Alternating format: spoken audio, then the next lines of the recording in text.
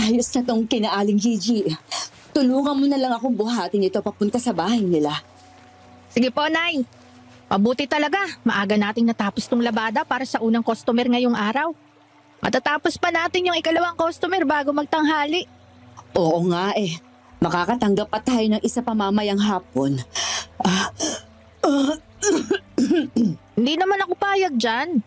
Mas mabuti kung magpahinga na kayo pagkakain natin ng tanghalian. Lumalala ng paunti-unti ang ubo nyo eh. Tumatamlay at nangangayayat pa po kayo. Alam mong hindi pwede yan, anak. Magagalit ng tatay nyo. Hindi naman niya malalaman kung magpapahinga kayo eh. Panigurado, hindi uuwi ng hapon yung damuhong yun. Anak, alam kong masama ang loob mo sa tatay Dindo mo. Pero tatay mo pa rin yun. Kailangan mo pa rin siyang irespeto. Ano namang karespe-respeto sa taong yun? Wala namang ginawa yung kundi maglasing, magsugal at mambugbog. Ano yun? Ha? Anong alin? Tingnan niyo po doon ay. Doon sa may kabilang bahagi ng ilog. Ano ba kasing meron? Ay, Diyos ko. Tao! Bakit ganyan yan? Bangkay ba yan? Imposibleng buhay pa yan ay. Siguradong biktima yan ng aswang. Bilisan mo! Tawagin mo mga kabaryo natin. Sabihin mo may napatay na naman ng aswang.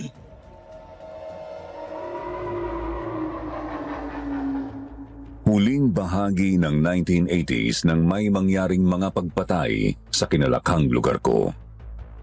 Doon po yun sa isa sa mga mabundok na bahagi sa bandang gitna ng Mindanao. At hindi lang ang baryo namin ang nakakaranas ng parehong mga pagpatay, kundi pati ang mga karatig baryo at sityo doon lang din sa bukid. Mga pagpatay na gawa ng mga aswang. Nagsimula lang yon sa isang beses kada buwan hanggang sa umabot na nga sa 1 o 2 beses kada linggo. At bago pa man namin mamalayan, nagawa na ng bangungot na mahablot ang aming pamilya. Isang pangyayaring humantong sa di inaasahang wakas para sa aming mahal na ina at walang kwentang ama. Tawagin niyo na lang akong Korea. Narito po ang tunay na kwento na pinagdaanan namin ng aking pamilya noong 18 anyos pa lang ako. Sana po ay pakinggan niyo. Huwag niyo rin pong kakalimutang pindutin ang like at subscribe para mas marami pang mga kwentong tulad ng sa karanasan namin.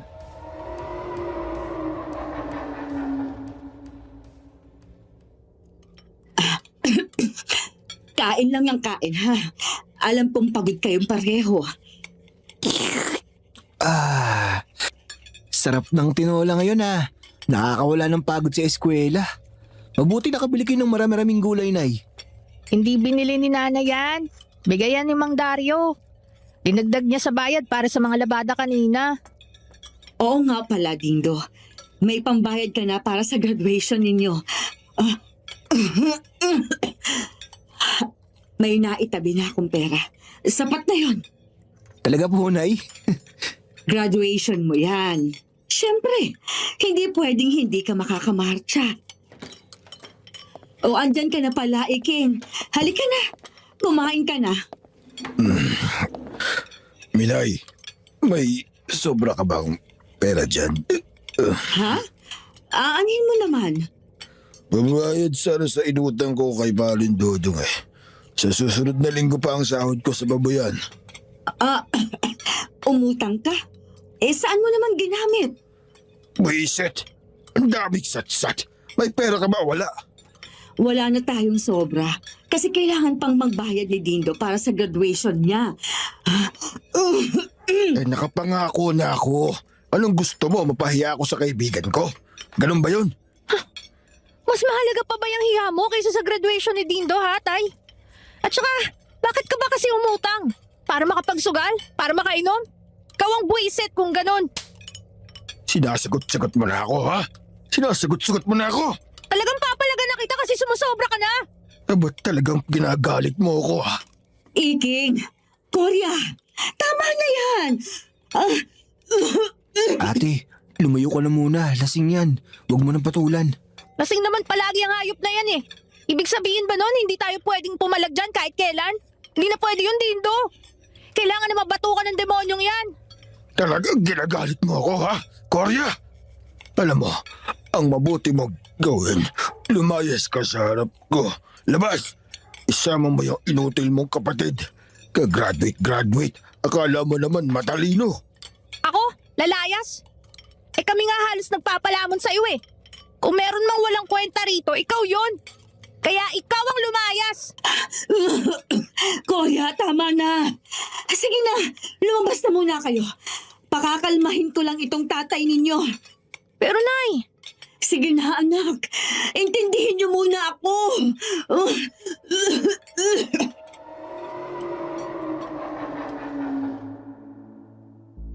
Alam ko ang ibig sabihin ni Nanay Minay. Kapag kasi kumulupang lalo ang dugo ni Tatay Iking, siguradong bugbog na naman ang aabutin ng aming ina.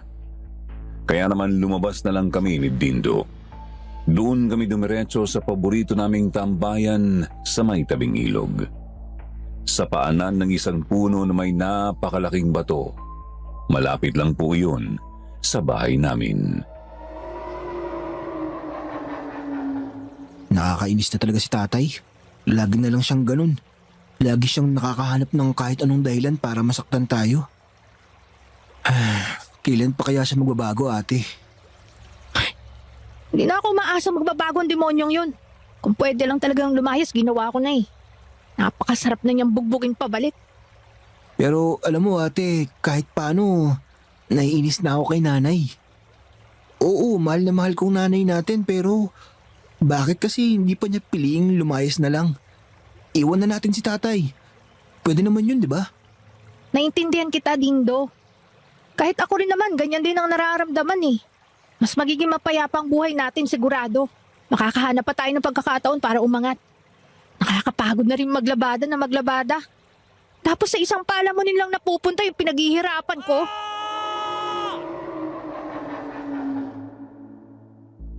Pareho kaming natigilan ni Dindo nang may marinig kaming sumisigaw. Medyo malayo ang pinagmumulan noon. Pero sigurado kaming hindi lang yun basta sigaw ng nasasaktan. Sigaw yun ng isang taong humihingi ng saklolo.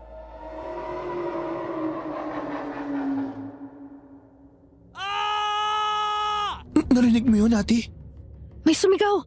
Doon galing. Kinamanong ansing. Baka ang mga aswang na naman yun. Bumalik na tayo sa bahay. Siguro naman tulog na si tatay. Ikakapatay lang ng isang aswang kagabi ah. Sumalakay ulit sila. Wala na akong pakialam doon, ate. Hindi naman natin alam ang takbo ng utak nila eh. Ang mahalaga, kaligtasan natin. Kaya halika na. Balik na tayo sa bahay. Ayan na naman. Ate, halika na. Bilisan na natin. Teka, pupuntahan ko. Hoy, ate! Sandali! Saan ka pupunta? Hoy!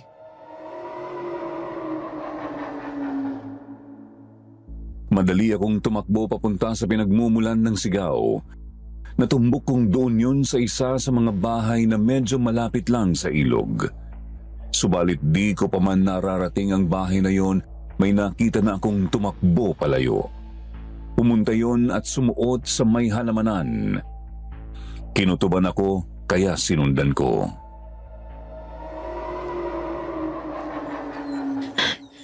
Kinakabahan ako.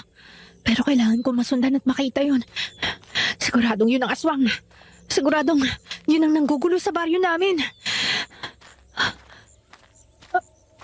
Ayun siya.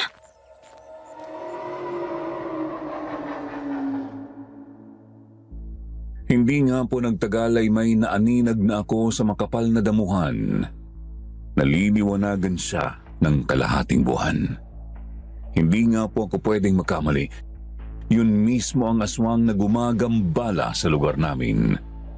Balot ng itim na balahibo ang mataba niyang katawan, magulo ang kanyang buhok at namumula ang mga mata.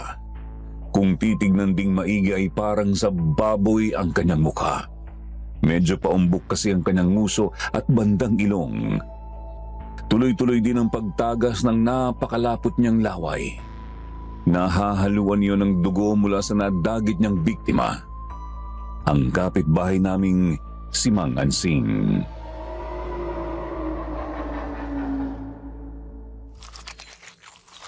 Anong gagawin ko?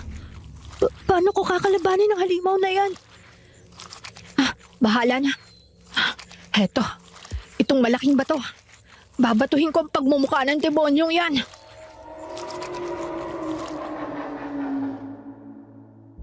Dumampot ako ng medyo malaking bato. Kita kong tuloy-tuloy pa rin sa pagkain ng halimaw. Dinig ko rin sa malayo ang pagkakagulo ng mga taga-baryo. Siguro ay hinahanap nila kung saan sumuot ang aswang. Ang aswang na nasa harap ko na. Nanalangin ako sandali. Humugot ako ng lakas ng loob. Alam na alam ko sa sarili kong kapag nadali ko ang aswang ay malaking tulong iyon para sa amin. Subalit, Ate! Ano bang ginagawa mo dyan? Umuwi na tayo! Ate Korea! Lintik na batang to. Dindo, buisit ka! Tumakbo ka na! Bilisan mo! Takbo! Ah! Tumakbo ka na!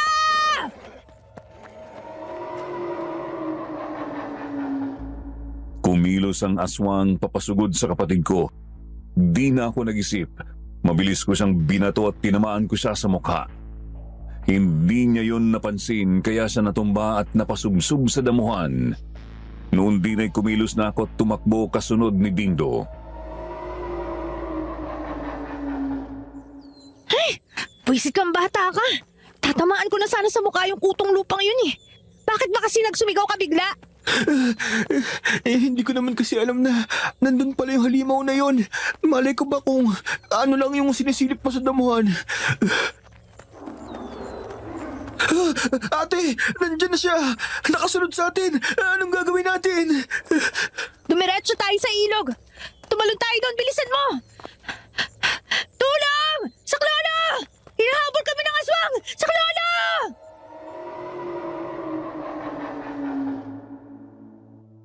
Nagsumigaw ako para marinig kami ng mga tao. Baka sakaling mag-alinlangan ang aswang sa paghabol sa amin. Subalit talagang ayaw nitong tumigil. Nilingon ko ito sandali. Kita kong nakatuon pa rin ang mga mata nito sa amin habang nakaamba ang mga kuko. Nagtataka rin ako kung paanong nakakatakbo ng mabilis ang isang matabang nilalang.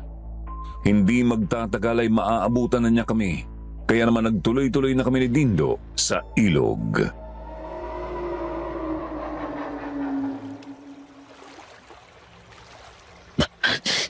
Hindi na nga niya tayo sinundan. Mukhang ayaw niyang lumusong sa tubig. Lumangoy pa rin tayo patawid, ate. Baka may gawin niyang impakpong yan at maabutan tayo.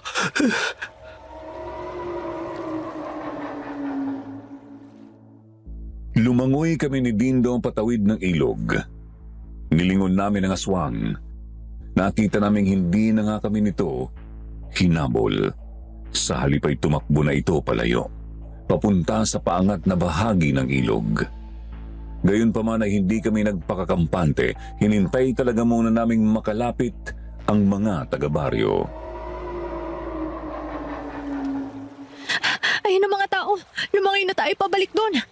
Ligtas naman siguro tayo. Ang inaalala ko lang, baka balikan tayo ng aswang, ate. Namukhaan niya tayo eh. Hindi malabo yan. Pero tsaka na natin yun isipin. Kailangan ko pang ituro sa mga taong katawan ni Mang Ansing.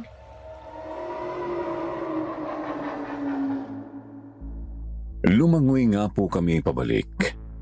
Nang makaahon ay sinalaysay ko sa mga taga-baryo ang nakita ko at ang paghabol sa amin ng aswang. Itinuro ko rin ang bangkay ng nabiktima nung gabing yun. Pinuntahan namin yon at doon ay nakita ko ng malinaw ang malagim na sinapit ni Mang Ansing. Butas ang sikmura at nalapa ang iilan niyang mga laman loob. Kawawa naman si Mang Ansing. Napakabait pa naman yan tao. Hindi niya dapat sinapit ang ganyan. Yun na nga eh. Marami pa namang ibang demonyo na mas karapat dapat mamatay sa ganyang paraan. May isa dun sa bahay. Oo nga pala. Uy, napakadelikado ng ginawa mo kanina, ate. Ba't mo naman naisip habulin yung aswang? May nangangailangan ng tulong eh. Isa pa, pagkakataon na rin yon para sugpuin yung aswang. Ang kaso nga lang, bigla kang dumating at nag-ingay. Ayun, nabasag yung pagkakataon ko. Eh kasi naman, hindi mo dapat ginawa yon. Kahit saan mo tignan, mapapahama ka talaga dun. Kita mo nga, tinamaan mo siya sa muka pero natumba lang. Tapos nakabangon din ulit, parang wala lang. Ay nako, sinasabi ko sa'yo ate, ipapahama ka talaga niyang katapangan mo. Korya, Dingdong, ay Diyos ko, mabuti at ayos lang kayo. Ano ba kasi itong narinig kong hinabol kayo ng aswang? Akala ko paano na kayo. Huwag kang mag-alala, Nay. Ayos lang kami ni Dindo. Hinabol kami pero hindi naman kami nasaktan. Sigurado kayo? Mamaya nasugatan pala kayo eh. Ayaw nilang sabihin sa akin. Wala nga po, Nay. Huwag kayo masyadong mag-alala sa amin. O siya, ay, sige na. Umuwi na tayo. Tulog na rin ang tatay ninyo. Makakapagpahinga na kayo ron. Sayang talaga. Hindi si tatay ang nadagit ng halimaw na baboy.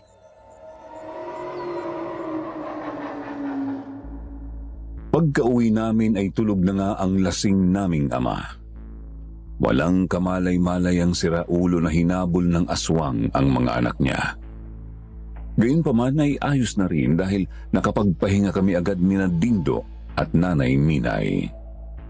Ang di namin alam, sa susunod na araw pala ay magsisimula ang pinakamalagim na bangungot ng buhay namin.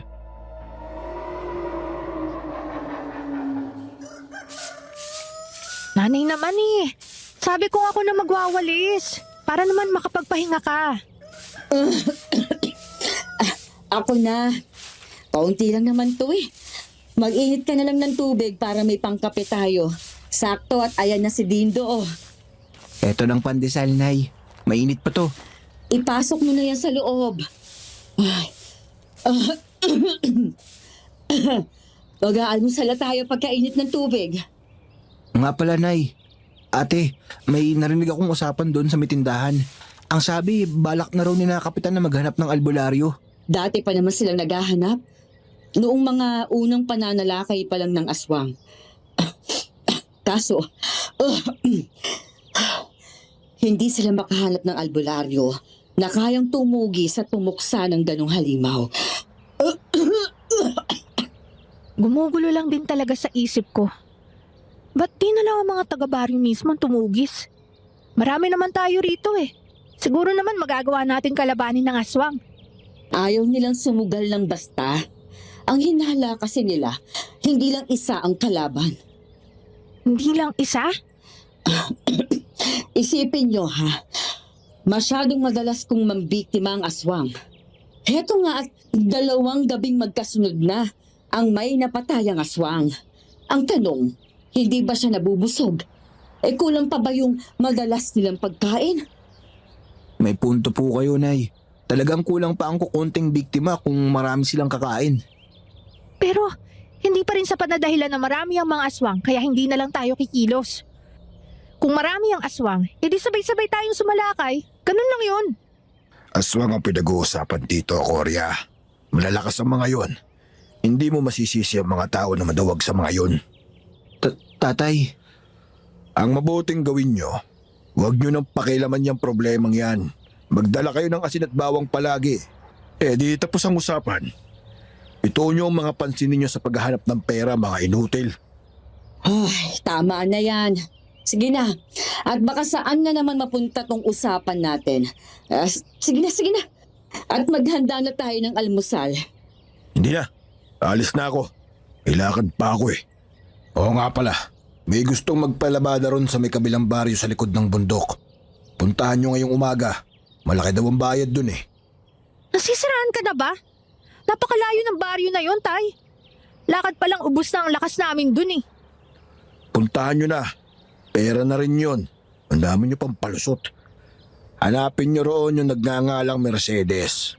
May anak na dalagang si Abina. Dindo, sumama ka na. Sabado naman ngayon wala kang pasok.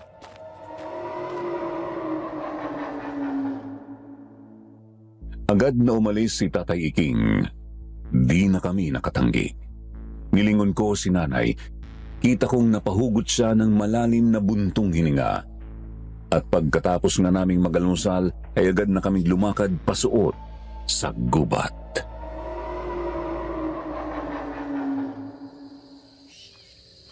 Ang layo pa ng pakay nating baryo. Halos 2 oras pang lalakarin natin. Bakit ba kasi hindi nyo tinanggihan si tatay, Nay? Parang wala nang gulo. Isa pa, malaki raw ang kikitain dun eh. Ay, sayang din kung palalagpasin. Natin, hindi ba? Mukhang hindi na talaga magandang kalusugan nyo, Nay. Dapat kasi magpatingin na tayo sa doktor. Dindo, wala tayong pera para magpadoktor. Huwag niyo kong alalahanin. Kaya ko ang sarili ko. Ganito na lang. Magpahinga na lang muna tayo. Kahit mga ilang minuto lang.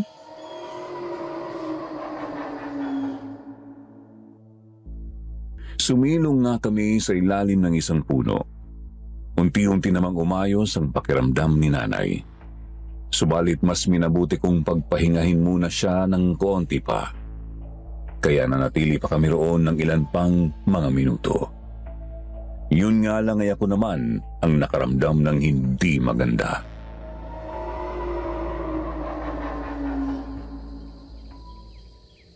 Ano ba to? Bigla na lang akong kinabahan. Wala namang ibang tao sa paligid. Pero pakiramdam ko may nakatingin sa amin. Ay, nakakainis!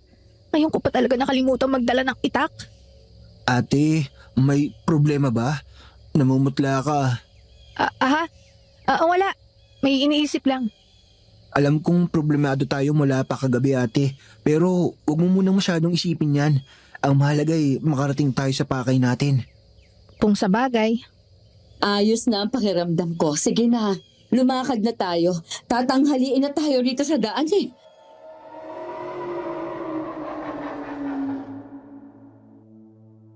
Nagpatuloy kami sa paglalakad.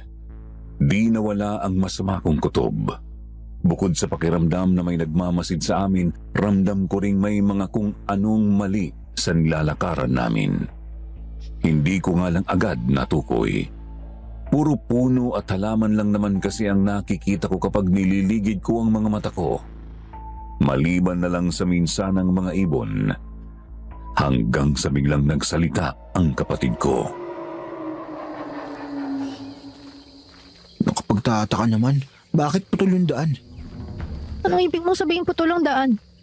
Nay, ate, tignan nyo sa unahan. Putol na tong tinatahak natin.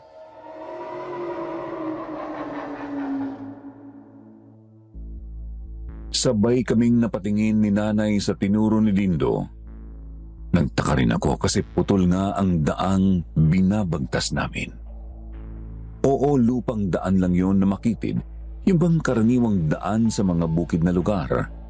Pero malabo naman kasing bigla na lang iyong maputol ng ganon.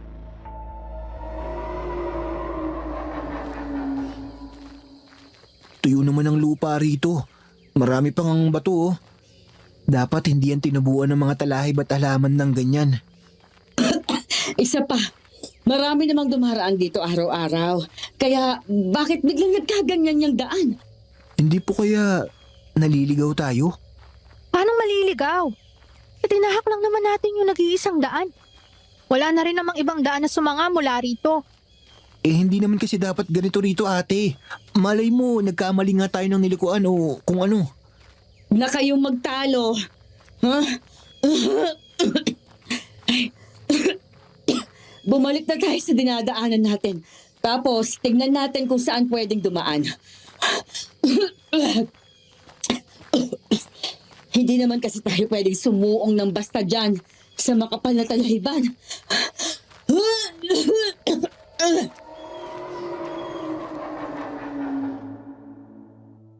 Muli naming pinagpahinga si nanay. Kami naman ni Dindo ay nag-iisip kung ano ang gagawin. Napalingon ako sa dinaanan namin at lalo akong kinabahan sa nakita. Tinawag ko si Dindo at kinausap ko siya ng pabulong.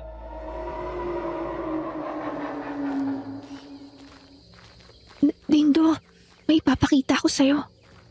Huwag mo basta sasabihin kay nanay. Baka kasi mag-alala siya lalo.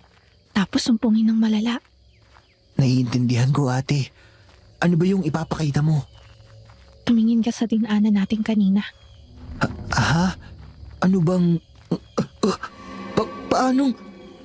Paanong nawala rin yung dinadaanan natin? Hindi. Ate, mukhang minamalig na yata tayo. Kumalma ka lang. Mag-iisip ako ng paraan. Dapat kasi, hindi na talaga pumayag si nanay sa trabaho na to eh. Buisit naman kasi si tatay. Andito na tayo, wala nang silbi ang ganyang reklamo. Isipin mo na lang, ang mahalaga kasama tayo ni nanay. Mabuti ka mo't hindi siya mag-isang lumakad ngayon.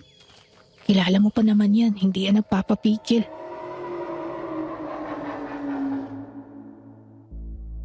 Tumingin ako sa kung saan dapat naroroon ang dinaanan namin. Wala na talaga ang binagtas namin.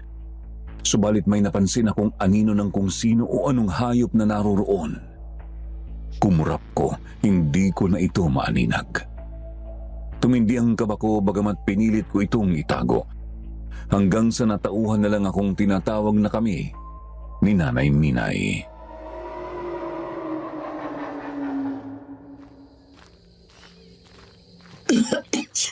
Korea, Dindo, tingnan nyo. May babae ron. Meron nga. Sino naman kaya yan? Papunta siya rito. May kailangan yata sa atin.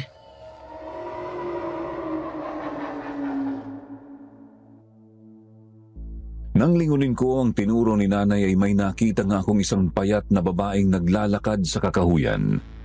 Siguro ay kaedad ko lang o di naman kaya mas matanda ng konti. May dala siyang bag na gawa sa sako ng arina. Naisip kong baka pwede niya kaming matulungan para di kami tuluyang maligaw.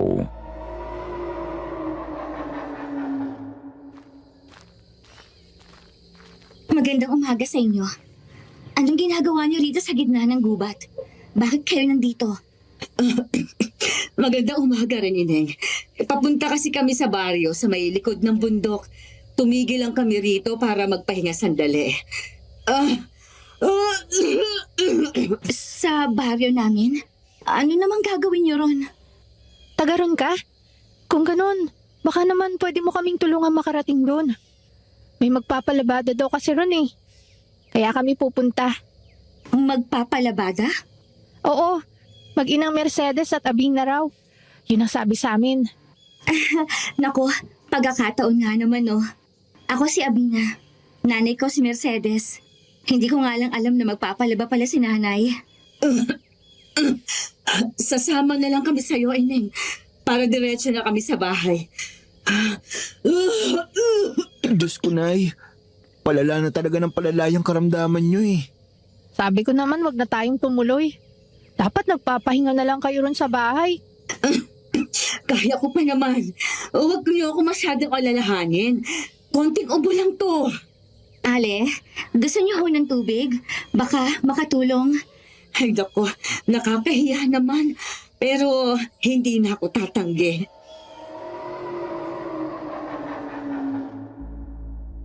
Kumuha ang babae ng isang plastik na bote ng tubig mula sa dala niyang bag. Uminom doon si nanay. Biglang kumabog ang dimdim ko ng walang dahilan. Napatingin ako sa dalagang si Abina. Napalingon din siya sa akin at ngumiti. Binawi ko naman ang tingin ko at saka napayoko.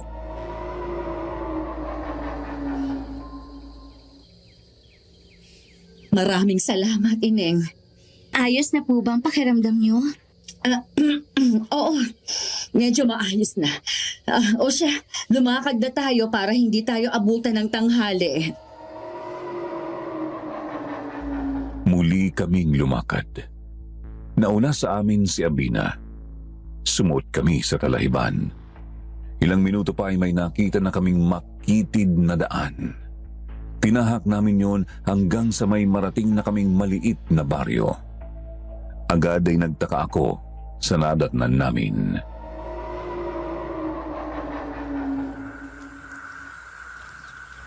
Bakit ganito rito? Bakit ibang-ibang itsura sa pakay nating baryo? Hindi kaya nagkakamali ka lang, Abina? Oo nga ate, medyo magkakalapit ang mga bahay dito. Tapos napakakapal ng gubat sa paligid. Hindi naman ganito ang baryo sa likod ng bundok. Dapat maraming maisan at palayan dito banda. Hindi kaya nagkakamali ka lang, Abina? Baka naman hindi talaga kayo ang pakay namin. Ha? Pero totoo namang ako si Abina at nanay ko si Mercedes. Katulad ng sinasabi ninyong hinahanap nyo. Grabing pagkakataon naman kung may mag-inang Mercedes at Abina rin sa ibang baryo. Ibang-iba nga kasi itong lugar nyo sa amin eh. Baka nagkalituhan lang tayo. Baka di namin alam. Naliligaw na pala talaga kami. Pumunta na tayo sa bahay ninyo. Pero, nanay, Pumunta na tayo ron! Ang dami niyo pang sapsap! Bilisan na natin! Ganito na lang. Pumunta na lang tayo sa bahay. Tapos tatanungin ko si Nanay Mercedes kung magpapalabada nga ba siya ngayon. Para makumpirma natin kung dito nga ba kayo dapat papunta o hindi.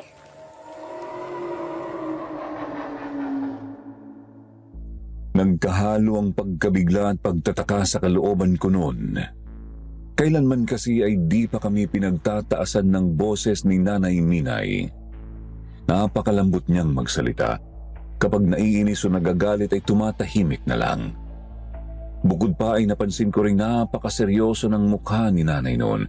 Para bang nawalan sa bigla ng anumang emosyon.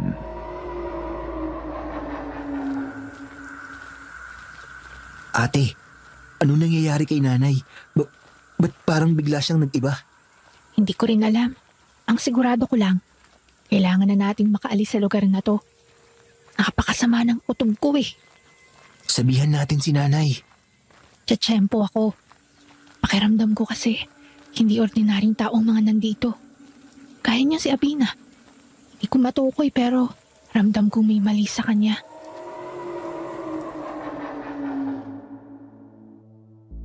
Naunang maglakad sina Nanay Minay at Abina. Nakasunod lang kami sa kanila ng mga ilang metro. Noon ay napagtanto kong hindi na inuubo si Nanay. Matuwid na rin ang kanyang tindig at lakad. Kala mo talaga ay walang iniindang karamdaman. Iniligid ko ang paningin sa lugar. Ayun nga at napakakapal ng gubat sa palibot ng maliit na baryo. Ang mga kabahayan naman ay magkakalapit sa iisang bahagi. Lahat ng mga yon ay sarado ang mga bintana at pinto. Wala rin kaming makitang ibang mga tao.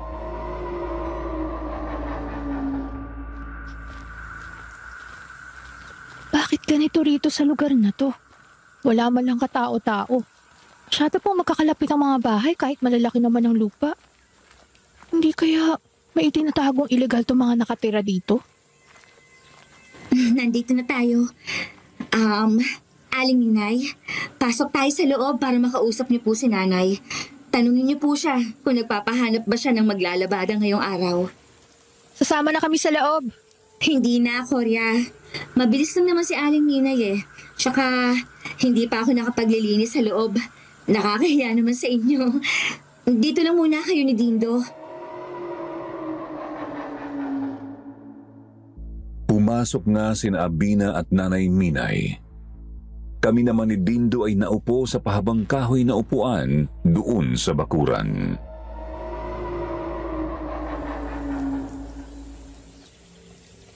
Napakasama talaga ng kutob ko, ate.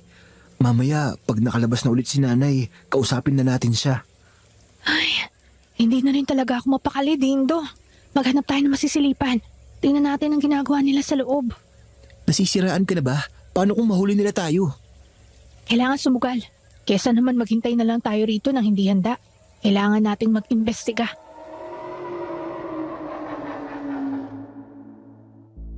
Tumayo ako at pasimple akong nagpalakad-lakad sa bakuran. Kunyari tumitingin-tingin sa paligid. Napunta ako sa isang gilid ng bahay. May nakita akong bintana. Nakasarado ang tablang takip, pero sinubukan ko pa rin sumilip sa may gilid. Ate, may nakikita ka bang kakaiba? Ordinaryong sala lang ang nakikita ko. Pero nasa lamisita ang bag ni Abina. Maghahanap pa ako ng ibang masisilipan. Lumakad ako ulit sa gilid ng bahay. Nakasunod lang sa akin ang kapatid ko. Hindi nagtagal ay may nakita akong dingding na may siwang. Sumilip ako roon at agad akong nanigas sa nakita. Isang kwarto ang nasilip ko. Saktong lumabas sina Nanay Minay at Abina mula roon. Subalit ang talagang nagpagimbal sa akin ay ang isang pamilyar na nilalang na nasa silid. Hindi talaga ako pwedeng magkamali. Yun mismo ang matabang aswang na kamukha ng isang baboy. Ate, anong nakita mo? Bakit nanigas ka na dyan? Wala nang panahon para magpaliwanag. Sumilip ka na lang. Tapos bumalik na tayo sa harap ng bahay na to. Ha? Ano po ba kasing... Diyos ko! Ang... Huwag kang mag-iingay. Halika na. Bumalik na tayo ron. Huwag ka na muna magpapaalata na alam na natin.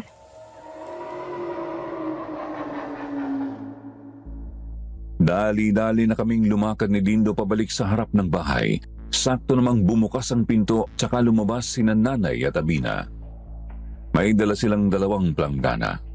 Ang isa ay may lamang mga labahin, habang ang isa naman ay nakasapaw sa ilalim ng nauna. Inabot yun ni Dindo. Pinipilit namin parehong umakto ng normal. Nay, maglalaban na po ba tayo?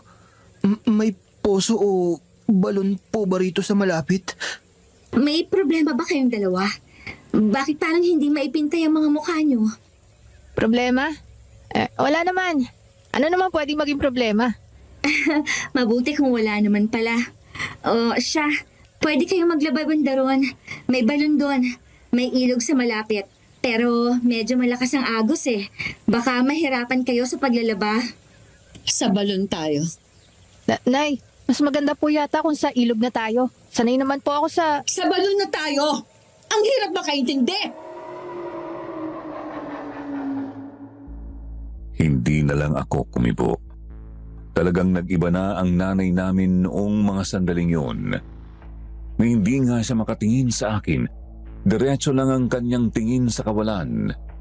Tapos tuloy-tuloy na lumakad. Kaya naman wala na kaming nagawa ni Dindo kundi ang sumunod. Sandali kong nilingon si Abina. Kita kong makahulugan siyang ngumingiti sa amin.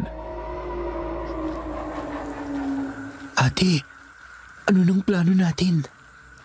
Antayin na lang nating makalayo siya ng konti pa. Tapos tsaka natin sabihan si Nanay. Sumuot kami sa itinuro ni Abina na bahagi ng gubat kung saan may balon. Kami lang ni Nanay at Dindo ang lumakad kasi hindi sumunod sa amin ang dalaga.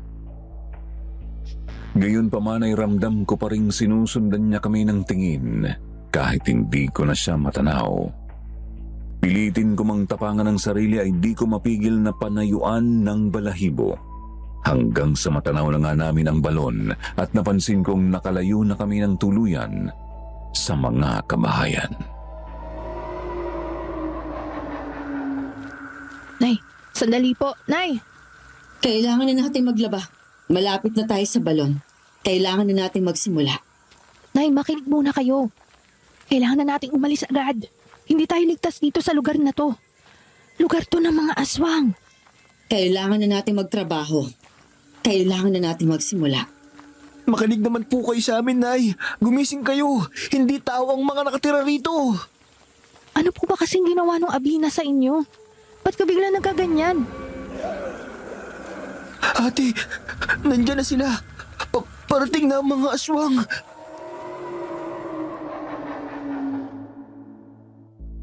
Hindi ko na malaman noon kung paano matatauhan si Nanay Minay. Wala kasi talaga siya sa kanyang sarili. Dumoble pa ang pangamba namin nang may marinig na kaming angil ng mga halimaw mula sa di kalayuan. Lumingon ako roon at nakita ko nga ang 4 na mga aswang. Kamukha sila nung baboy na halimaw na hinihinala kong nanay ni Abina. Nay, Ano ba? Gumising na kayo. Hindi na tayo ligtas dito. Lalapain tayo ng mga demonyong yan. Kailangan na nating umalis dito. Kailangan na nating makauwi. Hindi ako uuwi. Hindi ako aalis dito. Dito na ang bagong tahanan ko. Ate, palapit na sila. Kailangan na natin magmadali. Ano bang pinagsasasabi nyo? Mamamatay tayo rito kapag hindi pa tayo umalis. Papatayin tayo ng mga impaktong yan. Hindi mo dapat pinagsasalitaan ng masama ang... Nay, gumising ka na. Ano ba?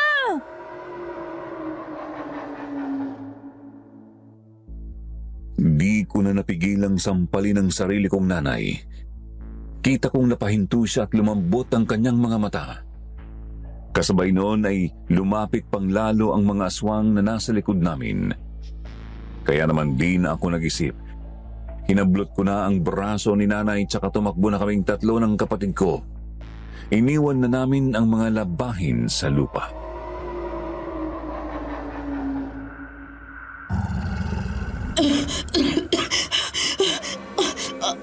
Anak, ano nangyari sa akin? Bakit? Bakit ako? Huwag niyo na muna isipin yun, Nay. Ang mahalaga, makalayo tayo rito sa impyernong to. Saan na tayo pupunta ngayon, ate? Paano tayo makakatakas dito? Nasa gitna tayo ng kasukwalan ng gubat. Sa ilog! Doon tayo sa ilog! Siguradong yun din ang parehong ilog sa baryo natin. Kapag sinundan natin yun, makakauwi tayo. Diyos ko. Nay, kayanin nyo. Konting takbo lang. Pupuntahan lang natin ang ilog. Tatawid tayo doon. Kung tama ako, hindi sila makakasunod sa atin kapag lumusong tayo sa tubig. Akala niyo ba talaga? Makakatakas kayo? Hindi! Hindi kayo makakatakas! Dito na kayo mamamatay magkapatid at gagawin naming bagong kasama ang inyong nanay!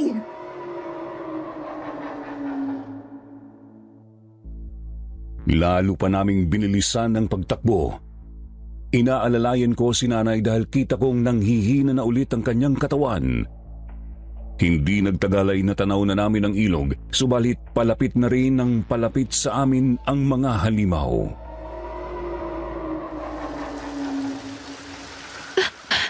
Konti na lang makakarating na tayo sa ilog.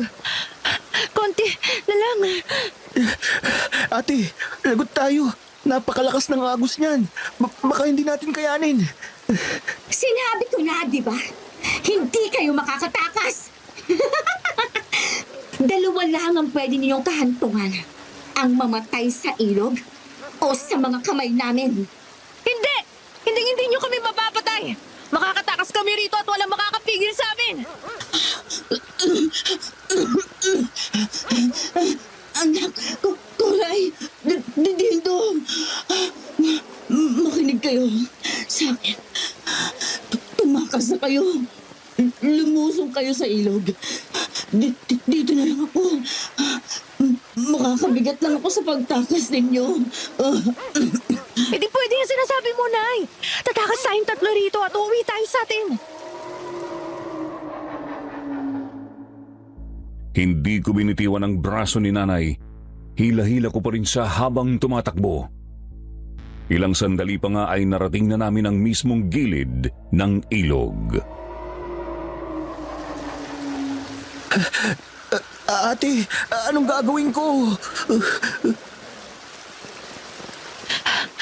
Tumalong ka na! Huwag kang duwag! Bahala na to. Tatalon na ako. Ate! Nay, sabay tayo! Akong bahala sa inyo! Sige, basta kapag naalanganin, bitingon mo na agad ako. Isa, dalawa, tatlo!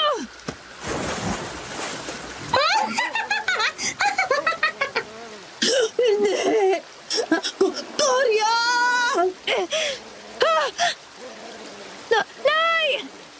Nay! Hindi ko na malayang nakalapit na pala sa amin si Abina bago pa man kami makatalon. Nagawa niyang hablutin ng kabilang braso ni Nanay Minay. Nang tumalon ako ay nabitiwan ko ang nanay ko. Gusto kong bumalik. Gusto kong iligtas ang nanay Minay namin. Pero hindi. Hindi ko na magawa. Dahil masyadong malakas ang agos ng ilog banda roon. Tinangay ako ng tubig palayo sa nanay ko. Hanggang sa di ko na siya matanaw.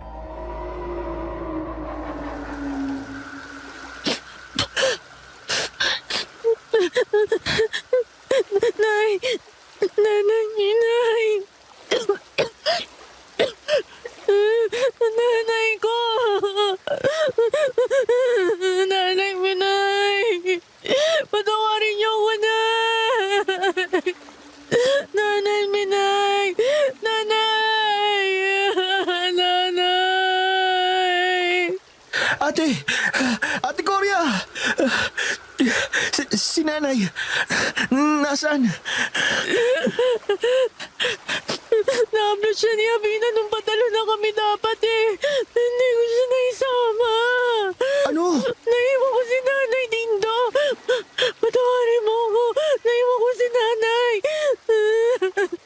Ate, hindi mo kasalanan yun. Huwag mong sisihin ang sarili mo. Kasalanan tong lahat ng mga baboy na yun. Wala tayong ibang sisisihin kundi sila. Hindi bale. Babalik ako ron. Ililigtas ko si Nanay Minay. Seryoso ka ba dyan, ate? Delikado ron. Mamamatay ka lang dun. Mas gugustuhin kong mamatay doon kaysa mabulok dito nang wala ginagawa. Kung ayaw mo sumama, hindi kita pipilitin. Naiintindihan ko naman eh. Alam ko namang isa ka lang malaking duwag. Basta ako, ililigtas ko si Nanay. Teka, sandali. Hoy, ate! Ate Korea! Makinig ka naman na muna, oh. Ate! Ate! Alam ko ang lugar na napuntahan namin ni Dindo. Di na ganun kalayo yun mula sa baryo, kaya naman sinimulan ko na agad na maglakad pa uwi. Ang bala ko noon ay maghanda para sa pagliligtas kay Nanay Minay. Ang aga nyo yata ah.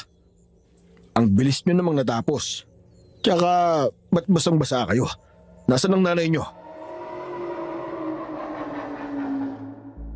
Wala ako sa wisyo na makipaglokohan kay Tatay Iking noon. Kaya naman nilagpasan ko lang siya. Pero hinablot niya ang braso ko. Bastos kang bata ka. Kinakausap pa kita. Nasaan ang nanay Minay nyo? Yung pera, dala nyo ba? Pera? Pera na naman? Wala ka na bang ibang pwedeng isipin kundi pera? Nakuha ng mga aswang si Nanay dahil pinapunta mo kami sa kung saan. Tapos pera pa rin yung iniisip mo? Anong kinuha ng aswang ang pinagsasabi mo? Tanghaling tapat may aswang? Ako, wag nyo ako pinagluloko ah. Korea! Wala kaming magagawa kung ayaw mong maniwala. Basta, si Nanay nasa baryo ng mga aswang at kailangan namin siya iligtas doon. Kalokohan. Walang aswang kapag may araw pa. Ang sabihin mo, nagpapalusot lang kayo para makahiga na naman yung nanay niyong batugan. Hoy, kinakausap pa kita, Korea! Korea! Dumiretso ako sa kwarto para magbihis. Nangangalampag ang damuho pero di ko pinagbuksan. Makalipas ang ilang minuto ay tumigil na rin naman ito. Doon ako lumabas. Dumiretso ako sa likod bahay kung saan ko nadatnan si Dindo. Naghahasa ng itak ang kapatid ko. Dindo. Pasensya na. Nabulyawan kita kanina. Yan kasi ang problema sa'yo eh. Masyado kang matapang. Masyado kang mapusok. Hindi ka nakikinig. Kapag sumugod ka bigla ro nang hindi ka nag-iisip, paniguradong hindi lang ikaw ang mamamatay. Pati si Nanay baka mapahamak lalo. Pasensya na ulit.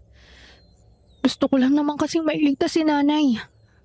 Naiintindihan ko naman yan, Ate Korea. Kahit ako rin naman, gusto ko rin iligtas si Nanay pero kailangan muna nating maghanda. Ang problema kasi, kapag natagalan tayo baka mahuli na ang lahat. Hindi mo ba narinig ang sabi nung nagpapanggap na Abina? Gusto nilang gawing katulad nila si Nanay. Ibig sabihin hindi nila siya papatayin. May oras pa tayo para maghanda. Tama si Dindo. Oo, kailangan naming kumilos sa lalong madaling panahon. Pero di rin kami dapat kumilos ng bara-bara. Kailangan muna naming planuhin ang mga gagawin at ihanda ang mga sarili namin. Malademonyong mga halimaw ang haharapin namin eh.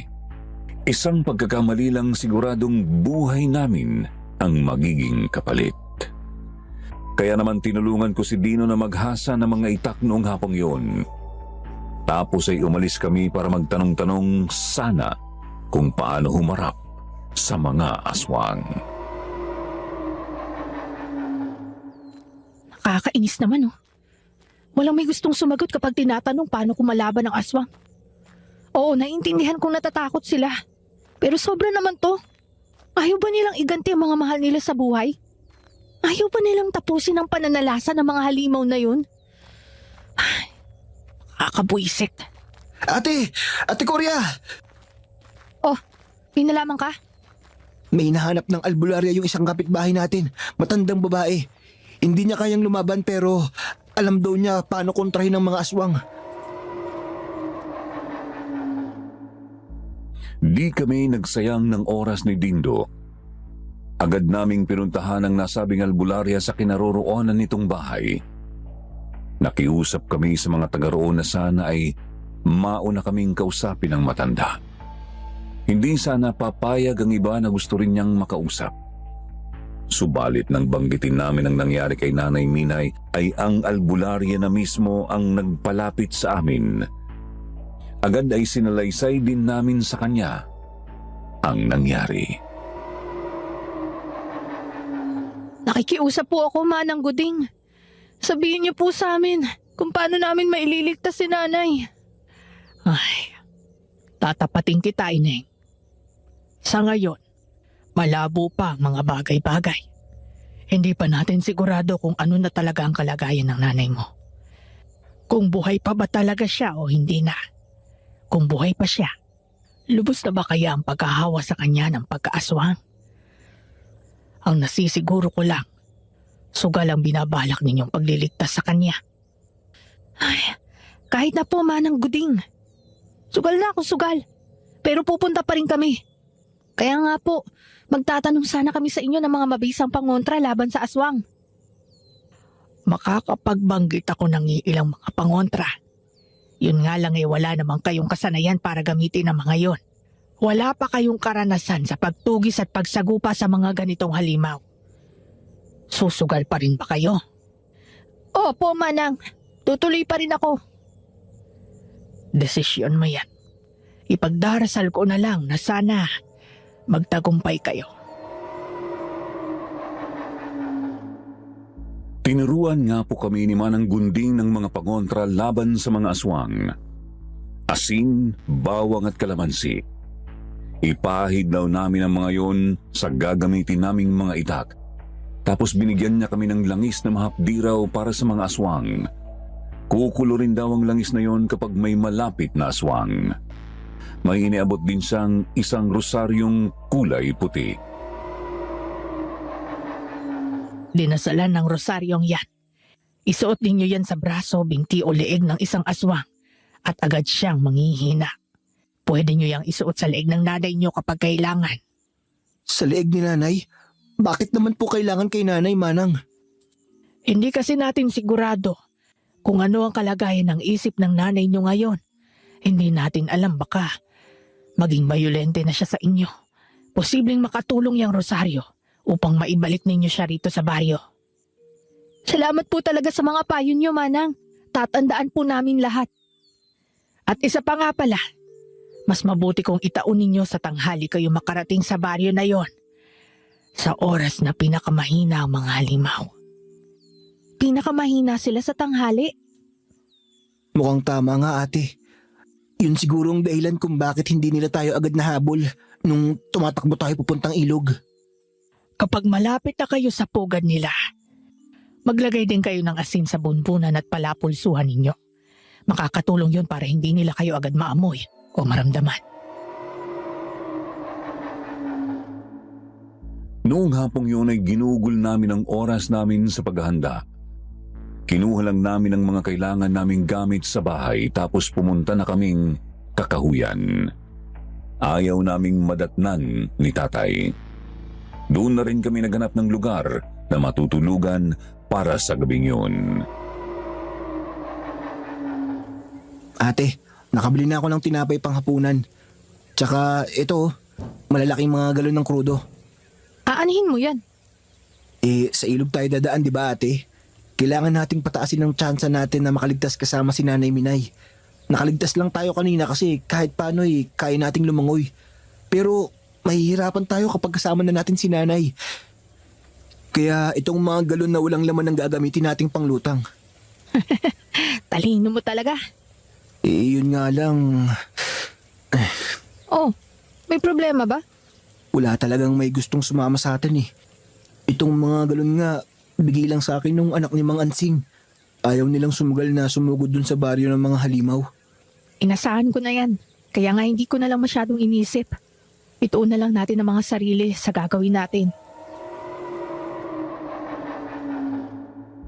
Nagpahinga kami ng maigi nung gabing yun. Kinaumagahan, di pa man sumisikat ang araw ay lumakad na kami. Tigdadalawang malalaking mga galon ang bitbit namin. May kanya-kanya ring sako ng harina na nakasabit sa balikat namin. Nakasilid sa mga yon ang mga pangontrang hinanda namin.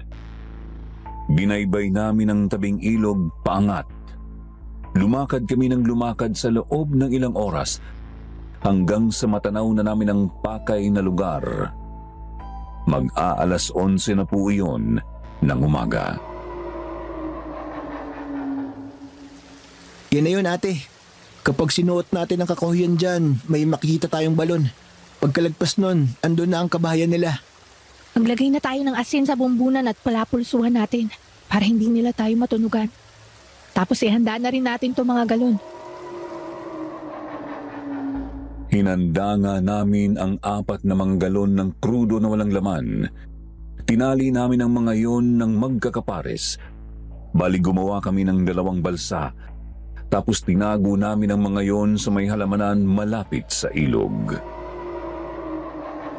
Handa na mga yan. Ngayon, magpahinga muna tayo ng mga kalahating oras. Paglagpas ng alas 12 ng tanghali, lumakad na tayo papunta sa baryo ng mga aswang. Nang sumapit ang alas 12 ay lumakad na nga kami ni Dindo. Maingat ang bawat kilos namin. Maya't mayang lumilinga-linga at baka may makasalubong kaming aswang. Sa bandang balon pa lang ay ginagapangan ako ng kilabot. Tinignan ko ang bote ng langis na nasa dala kong sako ng harina. Kumukulo na ito. Ibig sabihin ay palapit na nga kami sa baryo ng mga halimaw. Didiretso lang ba tayo sa bahay ni Abina at Korea? Oo, dun tayo. Pero lumihis tayo mula sa daan. Doon tayo lumusot sa bandang likod. Sige ate, ihanda na natin ang mga pangontra natin. Bumunot na kami ng kanya-kanya naming itak. Babad ang mga yon sa mga pangontra sa aswang. Nakahanda na rin kaming mansaboy ng pinaghalong asin, dinurog na bawang at kalamansi. Maingat naming sinuot ang gubat. Pareho kaming kabado ng kapatid ko. Ilang sandali pa ay natanaw na namin ang kabahayan ng mga aswang. Ganun pa rin, sarado pa rin ang lahat ng mga pinto at bintana ng mga yon. Magtutuloy-tuloy na sana kami sa bahay na Abina nang may nakita kaming lalaking natutulog sa may halamanan. Anong gagawin natin sa isang yan ate? Papatayin ba natin? Wag lang muna nating galawin. Baka kasi mag-ingay kapag nagising. Mahirap na. Sige, pero tandaan lang natin itong bahaging to. Iwasan natin dumaan dito mamaya. Nagpatuloy pa kami sa paglalakad hanggang sa makalapit na nga kami sa bahay ni na Abina. At doon ay natanaw nga namin si Nanay Minay. Nakakubli sa lilim ng isang mababang puno. tulalang ngumangasab ng nangingisay-ngisay pang ibon. Si nanay. Ayun si nanay, ate. Mag-iingat ka, Dindo. Tingnan mo siya maigi. Nagbago na si Nanay Minay. Hindi na siya yan. Kailangan natin siyang itakas dito para maipagamot kay Manang Gunding. Ilang metro pa ang layo namin kay Nanay Minay. Pero pansin na pansin nang may mga nagbago sa kanya. Tuloy-tuloy ang pagngasab niya sa ibon. Tuloy-tuloy din ang pagtagas ng kanyang laway na nahahaluan ng dugo ng kinakaing hayop. Bumabahid yun sa kanyang damit. Kapansin-pansin ding namumula ang kanyang mga mata. May mapupulang mga pantal-pantal din sa kanyang balat. Handa ka na? Ako bang lalapit sa kanya? Oo. Isuot mo sa leeg niyo tong rosaryong binigay ni Manang Gunding. Ako ang magbabantay sa paligid. Kuha mo? Kuha ko po. Mag-iingat ka, Dindo. Hindi natin alam kung paano kikilos si Nanay. Maingat na lumapit si Dindo. Pero di man lang siya pinapansin ni Nanay. Tuloy-tuloy lang ito sa pagkain sa ibon. Ako naman ay mahigpit na ang hawak sa itak habang nagmamasid sa paligid. Wala pa rin akong makitang kahit sino. Pero nakiramdam lang ako. Tuloy-tuloy lang din kasi ang malakas na pagkulo ng langis sa bote. Tumingin ako ulit kina Dindo. Doon sa dumaan sa likod ni Nanay hanggang sa maisuot niya ang rosaryo sa leeg nito. Agad-agad ay huminto sa pagkilos si Nanay Minay. Nay, makinig kayo sa akin. Ako to, si Dindo. Tatakas na tayo rito. Uuwi na tayo. Halina kayo, Nay. Ano pang hinihintay niyo? Dindo, bilisan na natin. Ayaw kumilos ni Nanay eh. Akayin mo na, dali na. Dali na po kayo, Nay. Alis na tayo rito. Mauna kayo sa kakahuyan. Nakasunod lang ako. Mas maganda to para makita ko kung may lalapit man sa inyo. Sinubukan naming patayuin si Nanay. Sumunod naman siya, bagamat tulala pa rin. Pinauna ko nga silang lumakad pasuot sa kakahuyan. Agad naman akong sumunod sa kanila pero hindi pa man ako nakakasuot sa kakahuyan ay natigilan ako ng may narinig. May lumangit-ngit mula sa bahay. Lumingon ako at nakita kong bumukas ang kahoy na bintana. Noon din ay nakatitigan ko ang malababoy na matabang aswang. Yung halimaw! Hindi! Nay! Sinong... Abat, talagang bumalik pa kayong dalawa rito? Dindo! Takbo na! Bilisan niyo! Noon din ay napakaripas sa pagtakbo si Dindo. Hila-hila niya si Nanay Minay. Ako naman ay dali-daling sumunod sa kanila. Dinig ko noong isa-isang nagsibukasan ng mga bahay na nasa malapit.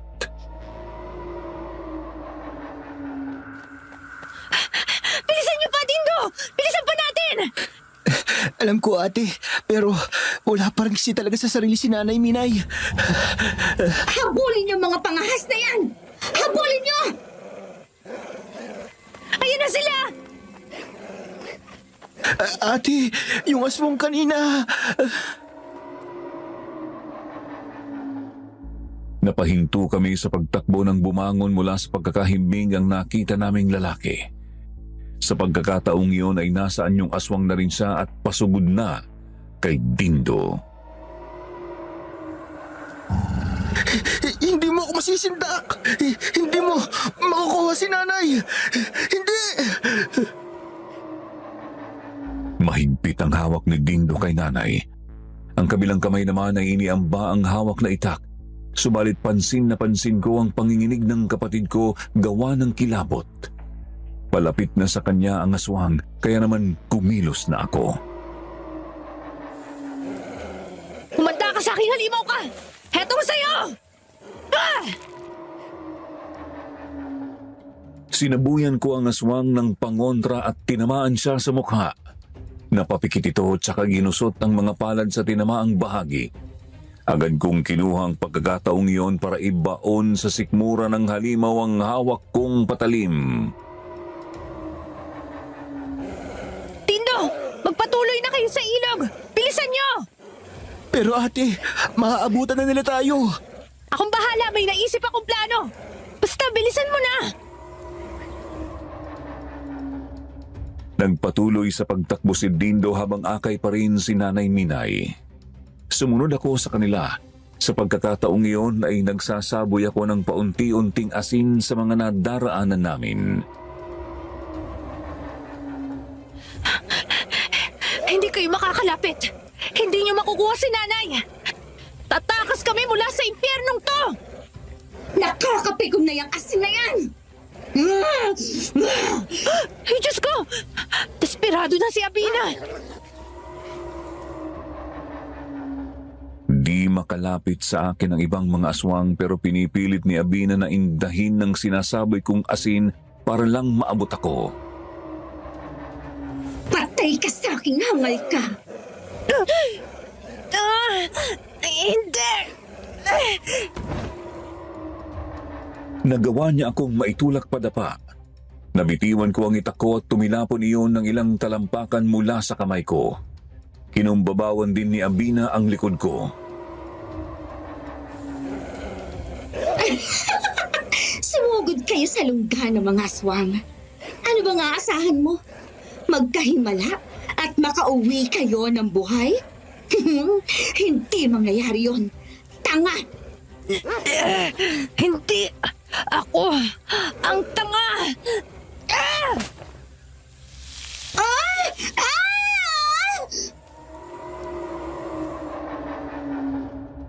Pinilit kong makakilos ang isang braso ko. Nang makatsyempo ay hinambalos ko sa halimaw ang bag na gawa sa sako ng harina. Ang bag na puno ng mga pangontra. Dinig kong may nabasag mula roon at agad na nabasa ang sako ng langis. Walang hiya kang babae ka! Ang lakas na loob mong sirain ang mukha ko! Ah! Ang hapde! Napakahapde! Hindi kita mapapatawad! Kung ako lang, gustong-gusto na kitang patayin ngayon. Pero mas mahalagang unahin si Nanay.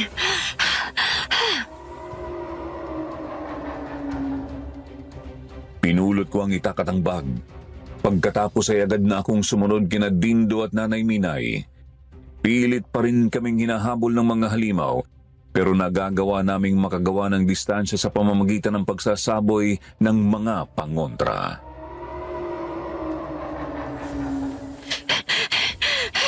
Malapit na! Konti na lang, Nay! Makakatakas na tayo rito! Bumalik ka rito, hayop ka! Pagbabayaran mong ginawa mo sa akin! Ate, kunin mo na ang mga galon ng krudo. Pupwesto na kami ni Nanay.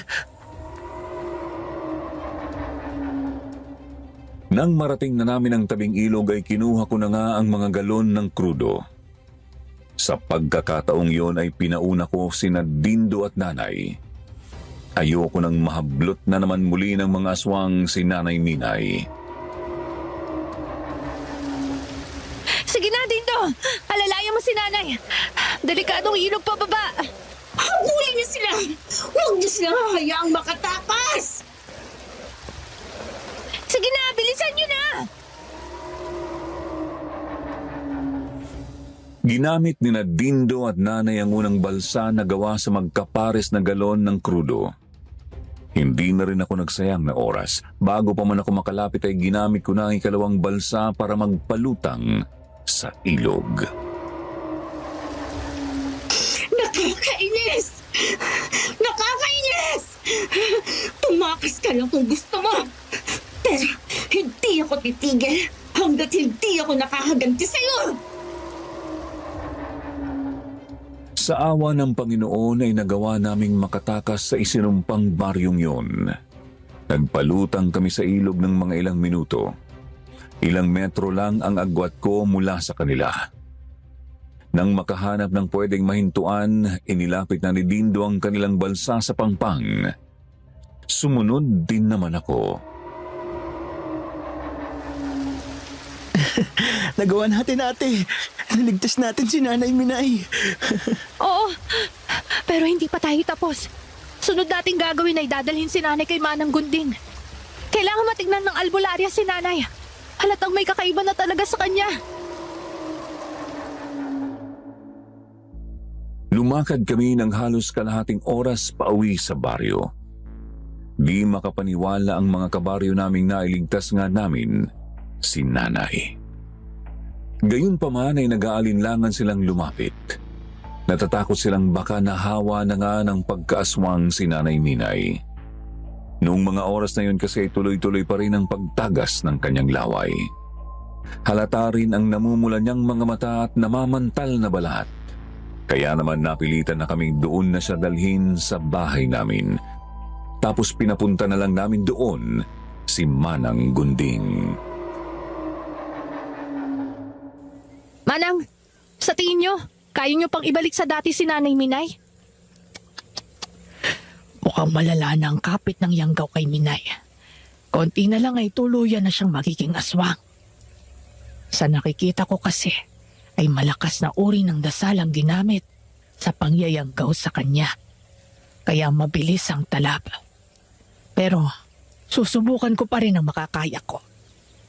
Manang, sana lang po ay matapos kayo bago umuwi si tatay. Ayoko sanang madaliin kayo, kaso baka guluhin ni tatay ang proseso. Ilang oras ang aabuti ng paggagamot ng isang nayanggaw. Ang iba nga ay inaabot ng magdamag. Ganito na lang, magbabantay ako sa labas. Haharangan ko ang demonyo kapag dumating. Kung mananakit siya, pupugutan ko talaga siya. Sige ate, dito lang ako sa loob para may makatulong kay Manang kapag kailangan. Bago magsimula sa gagawing ritual ay binalaan muna ni Manang Gunding ang mga taga-baryo. Kailangang maghanda ng mga tao dahil baka muling manggulo ang mga aswang sa darating na gabi. Ako naman ay pumuesto na nga sa labas ng bahay namin. Nakahandang harangan si tatay kung kailangan. Bandang 3:00 nang may maamoy na akong insenso mula sa loob ng kubo, hudyat na nagsimula na ang albularya. Diyos ko, tulungan niyo po si nanay. Sana po magtagumpay si Manang Gunting. Nakikiusap po ako. Tingin niyo po ang panalangin ko. Itigil mo yan! Itigil mo yan! Lumayo ka sa akin! Lumayo ka! Si nanay? Ano na kayo nangyayari sa loob? Bakit siya napapasigaw?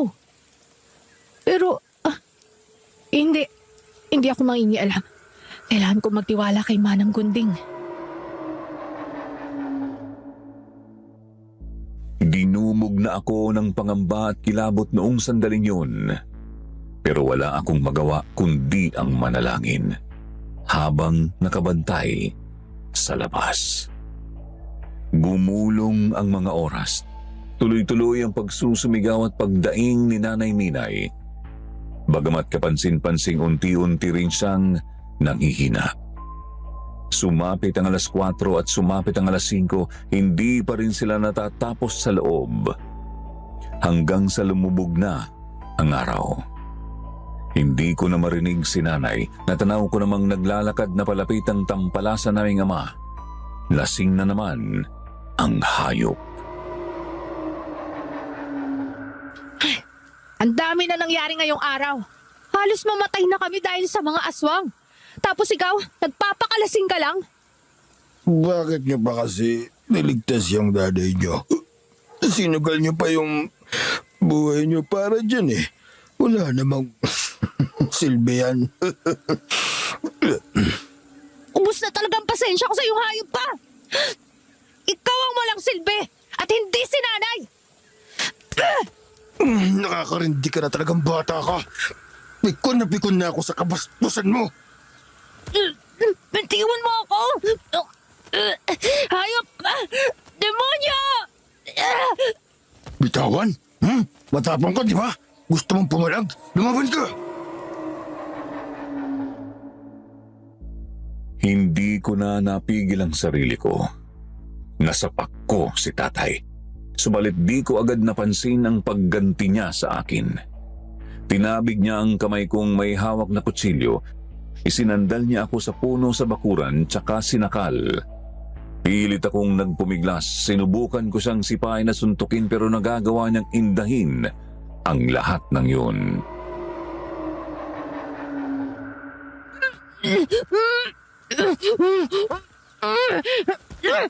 Hanip ka! Bitiwan mo ako! Sumugod kayo sa baryo ng mga aswang, di ba? Tapos sa akin lang, hindi ka na pala uubra. Saan ang lakas ng loob mo ngayon, ha? Nasaan na? Tulong! Sakluhan na!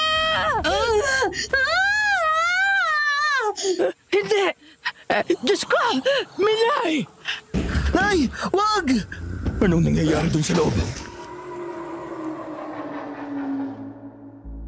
Habang sakal pa rin ako ni tatay ay nagulantang ako nang bigla na lang mawasak ang bintana ng sala. Noon din ay biglang lumundag palabas si Nanay Minay. Tumakbo siya palapit sa amin.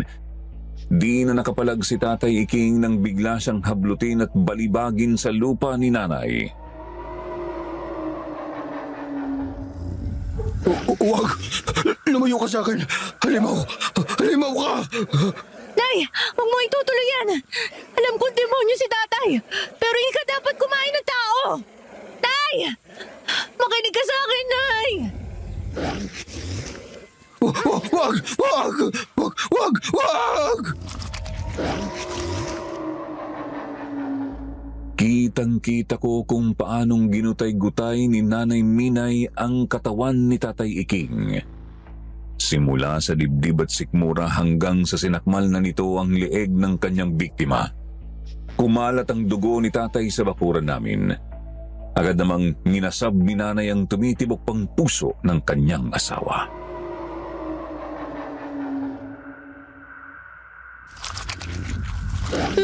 Nay! Itigil niyo na po yan! Tama na po! Tama na, Nanay! Ate, ano nangyari rito? Diyos ko! Nay! Anong ginawa niyo kay tatay? Nang lumapit si Dindo ay lumingon sa amin si Nanay. Natigilan ako. Ramdam na ramdam ko po kasi mula sa kanyang mga mata ang matinding galit para kay tatay at lungkot para sa nangyari sa amin. Tumayo si Nanay. Habang nananatiling nakatitig sa aming magkapatid pero hindi ko makuhang matakot.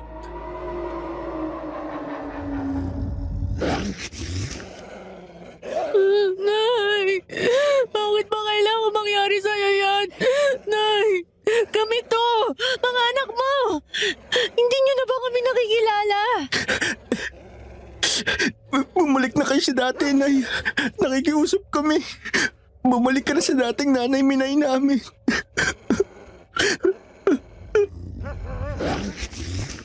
Nay! Saan kayo pupunta? Nay! Nanay Minay! Nanay Minay!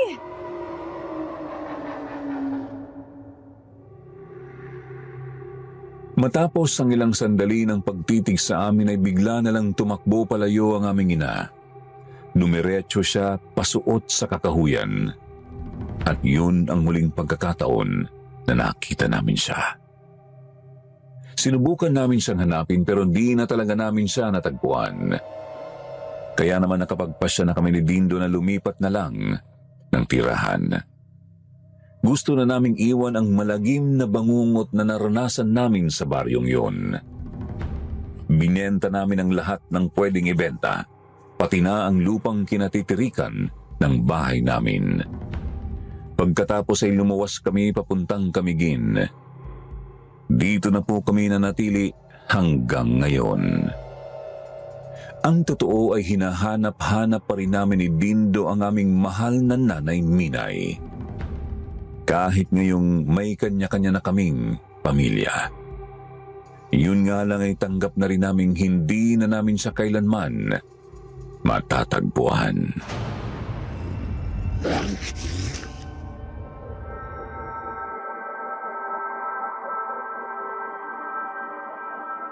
Tawagin niyo na lamang po ako sa pangalang Kathy. 48 years old, may asawa at 3 anak. Alam ko po na sa panahon ngayon ay wala nang naniniwala sa mga bagay na may halong kababalaghan. Dahil nga sa computer age na tayo at anumang kwento na katatakutan ay itinuturing na katang-isip lamang o dala lang ng malikot na imahinasyon ng isang taga-salaysay.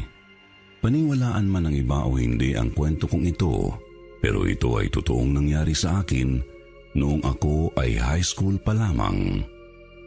Tandang-tanda ko pa ang lahat. Siguraduhin mong wala na tayong nakalimutan, anak ha.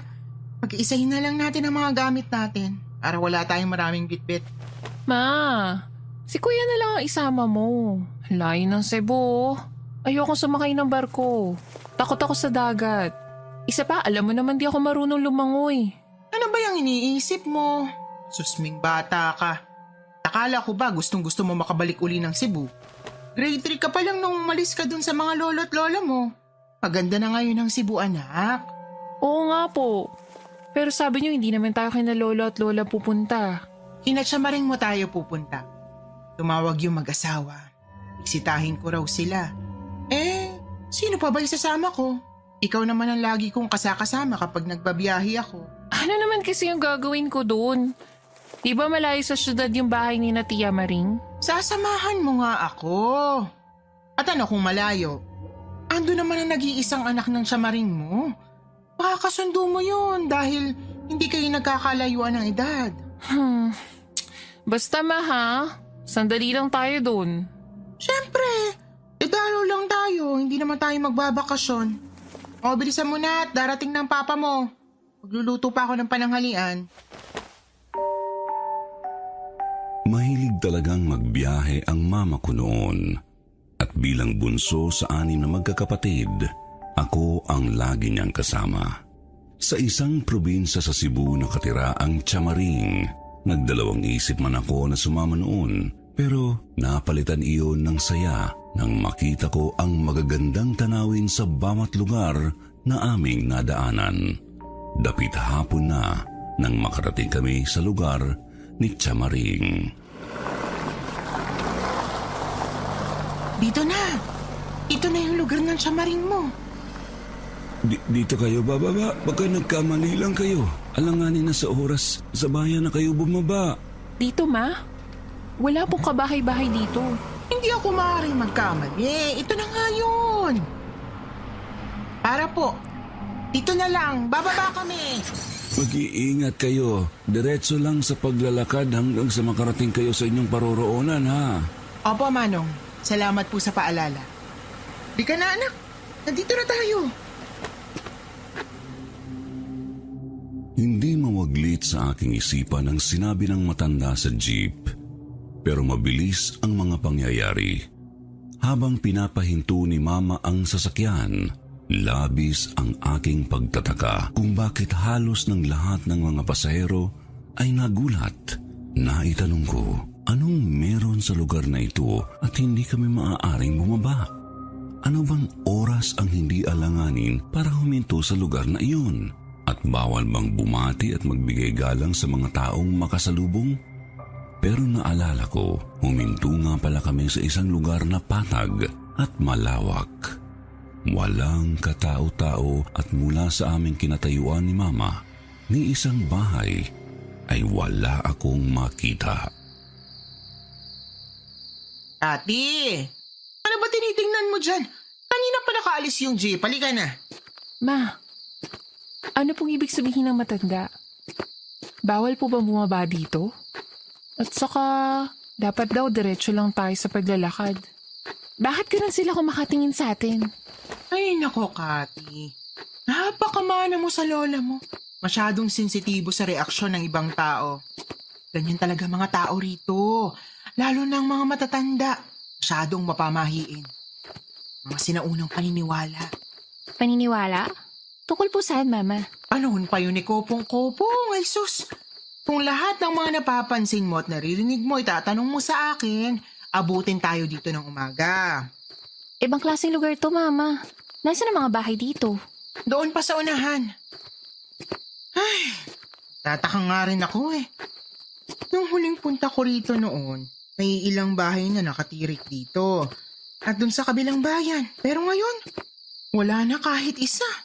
Ma, bumalik na lang tayo sa syudad. Sabihin mo kay Tia Maring na doon na lang kayo magkita. Sige na, Ma, kasi hindi natin kabisado tong lugar na to. Nakakahiya sa tsamaring mo. At kung kailan nandito na tayo, tsaka tayo aadras. Dalian na lang natin maglakad at malapit ng dumilim. Malayo-layo pang lalakarin natin.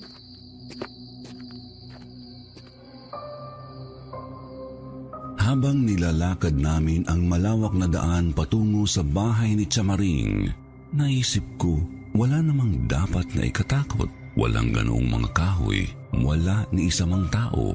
Kung ganun, malayo kami sa anumang disgrasya. Pero habang kami ay naglalakad, hindi ko maipaliwanag ang aking nararamdaman. Anak, pwede ba? Halos lakad-takbo ng ginagawa mo eh. Naiiwan mo na ako. Hintayin mo naman ako. Sabi niyo po kasi bilisan natin yung paglalakad. Nangangalay na nga po yung braso ko. Bigat-bigat ng bag. Madilim na nga eh. Alalayan mo ako anak para makasabay ako sa'yo sa paglakad. Ma, ano po yun? Ha? Hangin lang yun. Wala namang ibang tao dito kundi tayo lang. Beth! Ako ito, si Maring. Huminahon kayo. Beth, ako ito. Diyos ko, Maring. Muntik na akong himatayin sa takot sa'yo. Bakit kayo nagpaabot ng ganitong oras? Sabi ko sa'yo agahan mo. Nag-alala ako kaya ako kayo sinalubong dahil sabi mo nga ngayon kayo darating. Bakit, Maring? Delikado ba? Hindi naman. Halina kayo. Sa bahay na natin ituloy ang pag-uusap. Tena kayo, bilisan nyo. Sa mura kong edad noon, hindi ko lubos maunawaan ang mga malalim na salita ni Tsamaring. Pero nararamdaman ko may ibang ibig sabihin noon. Naibsan ang aking pag-alala nang makarating na kami sa bahay nila. Malaki ang bahay nila, ngunit may kalumaan na. Malawak ang pag-aari nilang lupain. Yun ang dahilan kaya hindi nila maiwan ang lugar na yun. 3 lamang silang nakatira doon at nakilala ko nga ang nag-iisa nilang anak, si Melly. Kay Melly ko nalaman ang lahat. Kakaibang lugar na to sa lahat ng napuntahan ko na ang lawak ng lugar pero walang kabahay-bahay. Samantalang sa amin, siksikan ng lahat ng bahay. Pero dito, maliban sa bahay nyo, 3 bahay lang nakatirik. Ang lalayo pa ng agwat. Huwag kang magturo, pinsan. Ay, bakit? Sorry ah. Marahil kakaiba nga ang lugar na to kumpara sa mga lugar na napuntahan mo. At hindi mo rin kilala mga tao rito. Ako nga, kilala ko sila pero nag-iingat pa rin ako. Ano ibig mong sabihin, pinsan? Hindi ba sila mabait? Mabait siguro. Dahil kung hindi, baka matagal na nila kaming biniktima. Melly! Oh, inay!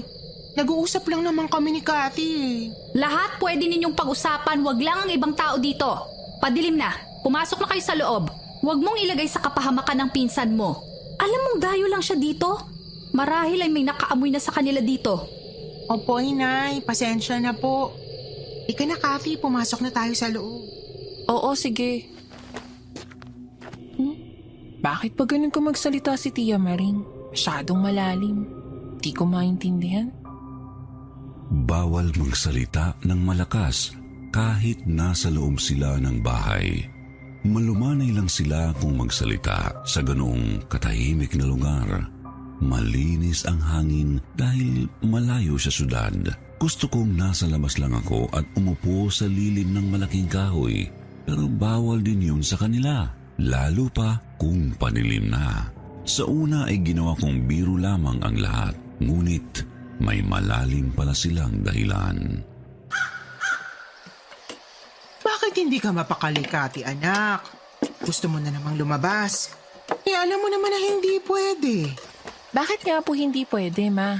Ano masamang mangyayari sa akin dyan lang naman ako sa labas uupo. Maraming upuan dito sa loob. Bakit lalabas ka pa? Narinig mo sinabi ng tiyamaring mo. Kapag madilim na, dapat nandito na sa loob ng bahay. Bakit nga, ma? Tayo lang naman dito Ang dami mong tanong, Kati. Huwag kang magmatigas dahil nakakahiya sa tiyamaring mo. Sumunod ka na lang. Maraming katanungan sa aking isipan. Sa isang buhay na simple at tahimik, bakit hindi sila makakilos ng normal? Pero dahil dayo lamang kami ni Mama, sumunod ako at hindi na nagtanong pa. Kinagabihan, hindi ako makatulog. Pamamahay daw ang tawag doon. Pero iba ang nararamdaman ko. Okay ka lang ba, pinsan? Hindi Hindi naman mainit pero pakiramdam ko ang init ang buo kong katawan. Namamahay ka lang, pinsan. Unang gabi niyo kasi rito. Melly? Ano yun? Narinig mo ba yun? Shh! Huwag ka maingay.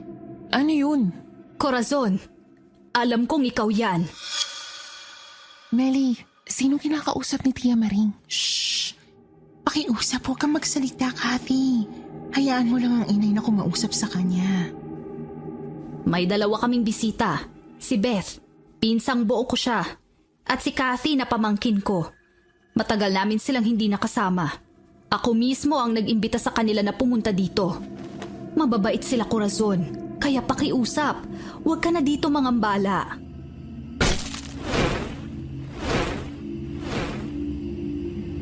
Ano yun, Melly? Kinikilabutan na ako. Ano yun lumapag na yun sa bubong? Anong klaseng hayop yun? Tama ba yung naiisip ko? Yun yung kinausap ni Tia Maring? Oo, Kathy. Corazon ang pangalan? Anong klaseng hayop yun at binigyan ng pangalan ni Tia Maring? Hindi isang hayop ang lumapag sa bubong. Hindi hayop? Kung ganun, Isang tao, Kathy. Pero kakaiba siya sa isang normal na tao. Kawangis natin siya. Pero hindi katulad nating normal. anong klaseng nilalang? Ano, Melly? Kung anumang klaseng nilalang iyon, tanggap at kilala sila ng pamilya ni Tiyamaring. Pagkatapos ng gabing iyon, hindi na ako mapakali at nanatili na lang ako sa loob ng bahay. Pero hindi mawala sa isip ko ang nangyari ng gabing iyon. Gusto kong malaman kung sino ang sinasabi nilang ibang klaseng nilalang. Melly, bakit hindi mo ipasyal si Kathy sa bukid natin? Maraming bungang prutas ngayon doon. Oo nga pala. Naku, pinsan, sigurado mag-enjoy ka. May mangga, bayabas, santol at taniman ng mani sa bukid. Mamimitas tayo. Ha? Baka delikado na pumunta doon, pinsan. Wala kang dapat ikatakot, Kathy. Kasama mo si Melly. Kilala na niya lahat ng taong makakasalubong kung sakali. At saka mataas pa ang sikat ng araw. Delikado po ba talaga kapag madilim na dito, Tia Maring? Ano po bang pwedeng mangyari? Hindi naman, Kathy. Umiiwas lang sa maaaring mangyari. May mga bagay kasi na mahirap ipaliwanag. Tayong mga normal na tao, tayo na lamang ang umiwas. Huwag na lang kaya tayo pumunta sa bukid. Matatakotin ka pala, pinsan. Sumama ka na para makilala mo mga mababait naming mga kaibigan dito. Malay mo, maging mabuting kaibigan mo rin sila. Naku po, Lalo tuloy na mutla si Kathy.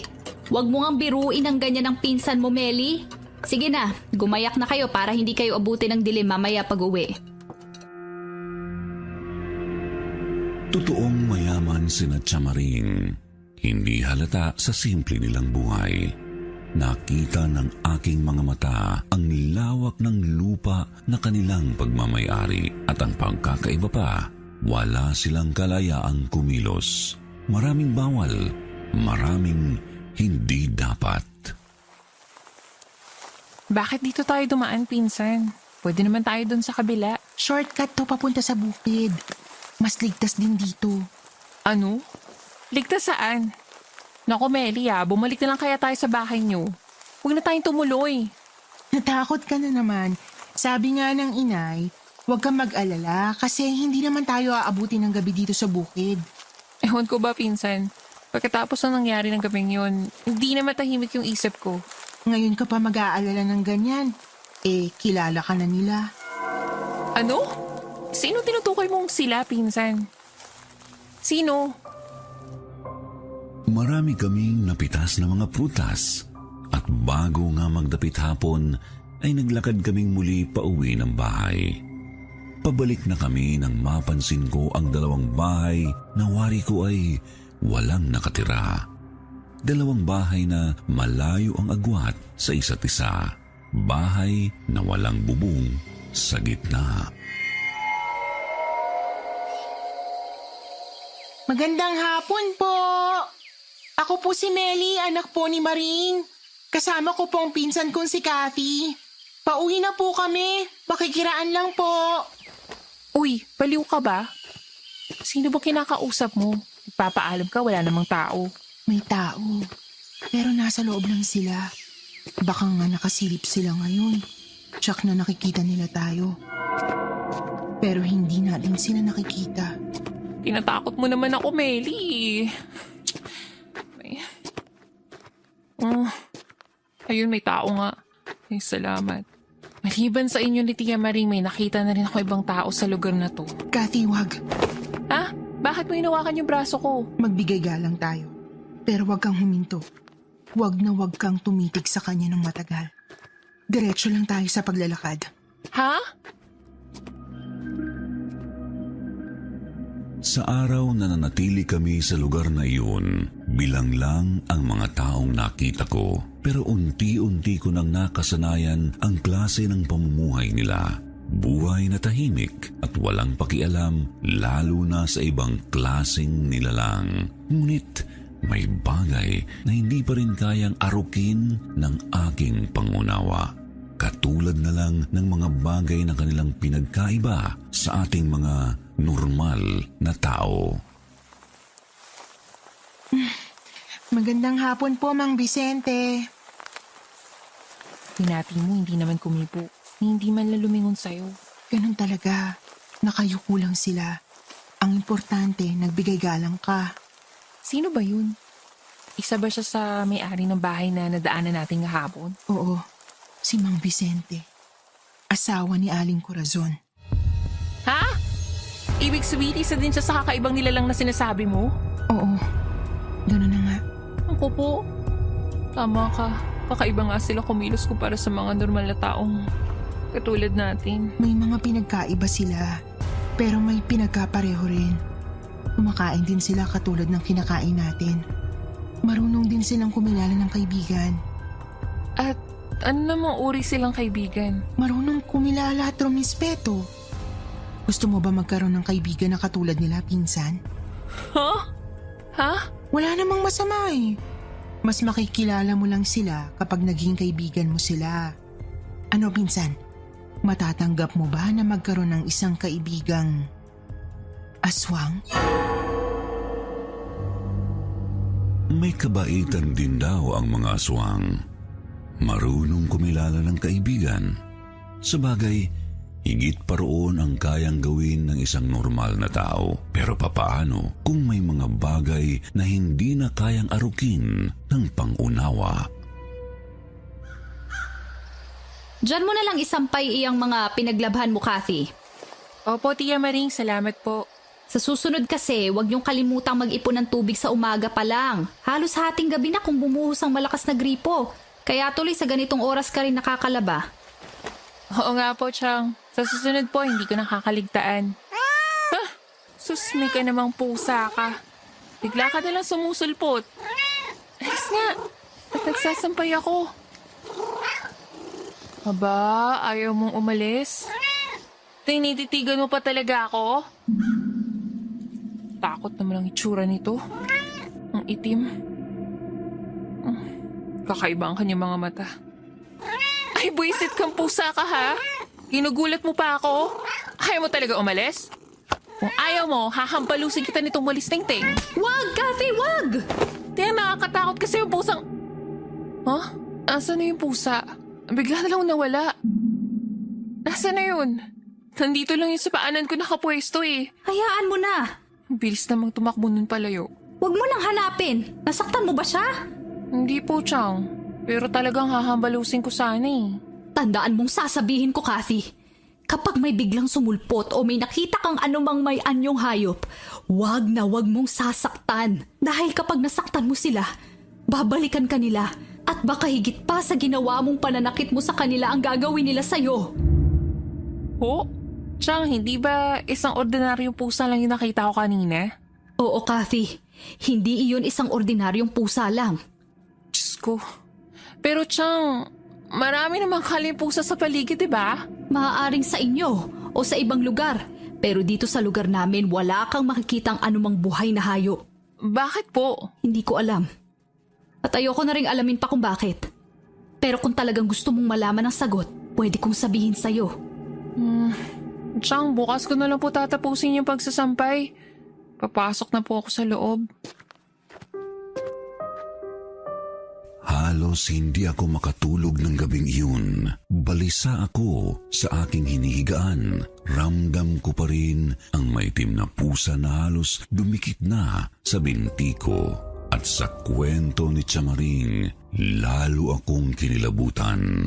Marami pa akong gustong malaman sa mga buhay na hayop na binanggit sa akin ng Chang. Natatakot ako sa maaari kong malaman, pero gusto ko pa ring malaman ang totoo. Sa lawak ng lugar namin dito, syempre nag-alaga kami ng maraming hayop. Sa bukid, may 2 alagang kalakian si tatay. May 4 kaming aso noon. May mga pusa din kaming mga alaga rito. Ang dami nga eh. Eh bakit ni isa wala akong makita? Isa-isa silang nauubos. May kung anong hayop na lumapa sa kanila. Yung iba, nawala na lang. Hindi namin nahanap. Yung iba, natagpuan na lang namin wakwak ang buong katawan. Meli, yan pala yung gustong sabihin ni Tiyang sa akin kagabi. Anong ginawa niyo? Hindi ba masama ang kumitil ng anumang hayop? Sa mga nakakaalam tungkol sa kwento ng lugar na to, sinong may lakas ng loob na pumunta dito para lang hanapin ang salarin sa pagkamatay at pagkawala ng mga hayop? Kaya pala pinsan, nung nasa jeep kami ni nanay, isang matanda ang nagbigay ng babala sa amin. Alanganing oras na raw kaming dumating. Sa bayan pa kami gustong pababain. Mga matatanda ang higit na nakakaalam ng kwento sa lugar na to. Kayo lang ang may lakas na loob na tumira dito hanggang ngayon? Ayon kina inay at itay, nauna silang dumating sa lugar na to. Puno pa ng mga bahay ang napakalawak na lupain ito. Dumating ang isang pamilya ng aswang. Nangaubos lahat ng mga alagang hayop. Dating tahimik ang lugar na to, ngunit nagambala. Ang mga nanirahan dito, isa-isa silang nag-alisan. Ang mga lupang pag-aari nila, ang bukid, pinagbili nila kay itay. Bakit pinili niyong tumira dito? Alam naman siguro nila Chong kung bakit nagsialisa ng mga tao. Bakit hindi na rin kayo umalis? Alam mo ba kung bakit nagambala pati ang buhay ng mga nakatira dito noon? Nagalit sila sa pagkamatay ng kanilang mga alagang hayop. Sinugod at pinagbabato nila ang bahay ni Aling Corazon. Diyos ko. Mula nun, hindi na sila pinatahimik ng pamilyang aswang. Hanggang sila na ang sumuko at tuluyan nilang nilisan ang lugar na to. Anong ginawa niyo? Nagsawalang kibusin na inay at itay noon. Hindi sila nagpakita ng galit, ni hindi sila nagtanong. Kaya hindi kayo ginambala ng pamilyang yon? Hindi. Nakipagkasundo ang itay kay Mang Vicente. Walang gagambala kung walang masasaktan. Kaya nang pinakiusapan ni Chang si Aling Corazon ng unang gabi namin dito, sumunod si Aling Corazon sa inay mo? Oo, Kathy. Dahil para sa mga aswang, hanggat hindi mo sila nasaktan, hindi ka rin nila sasaktan. Pero iba sila, Meli. Paano kung sila ang unang makasakit? Hindi basta-basta nananakit ang mga aswang. Sabi nga ng mga matatanda, kung may masaktan ka sa kanila, tuluyan mo na. Para hindi ka nila balikan pa. Diyos ko. Nakakakilabot nga ang kwento ng mga aswang. Kaya lalo akong nagka-interes. Marami akong katanungan at nakakuha naman ako ng mga kasagutan. Pero nagalit sa akin ang inay. Ano ba nangyayari sa yung bata ka? Talo mo pang journalist Tigilan mo na ang pagtatanong mo tungkol sa mga nilalang na yan. Baka kung ikapahamak mo pa yan Masama bang magtanong, Ma?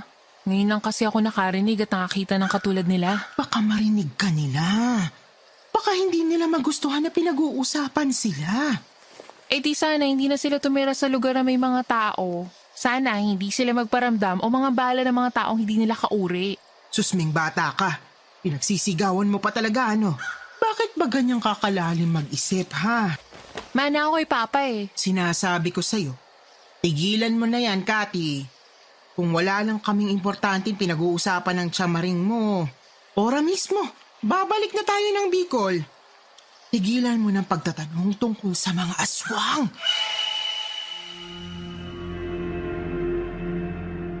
Hindi ako nakinig kay Mama.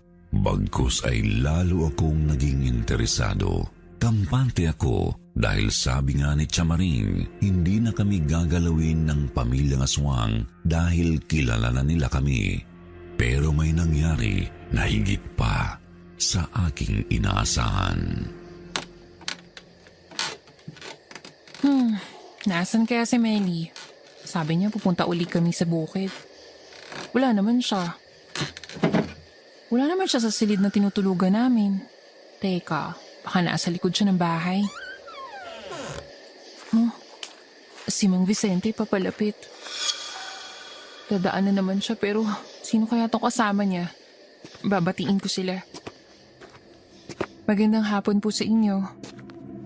Magandang hapon din sa'yo. Tama ba narinig ko? Sumagot yung kasama ni Mang Vicente. Mas bata to sa kanya. Anak kaya niya yun? Normal naman pala ang tinig ng boses nila. Naku, ikukwento ko to kay Melly. Binati rin ako ng aswang.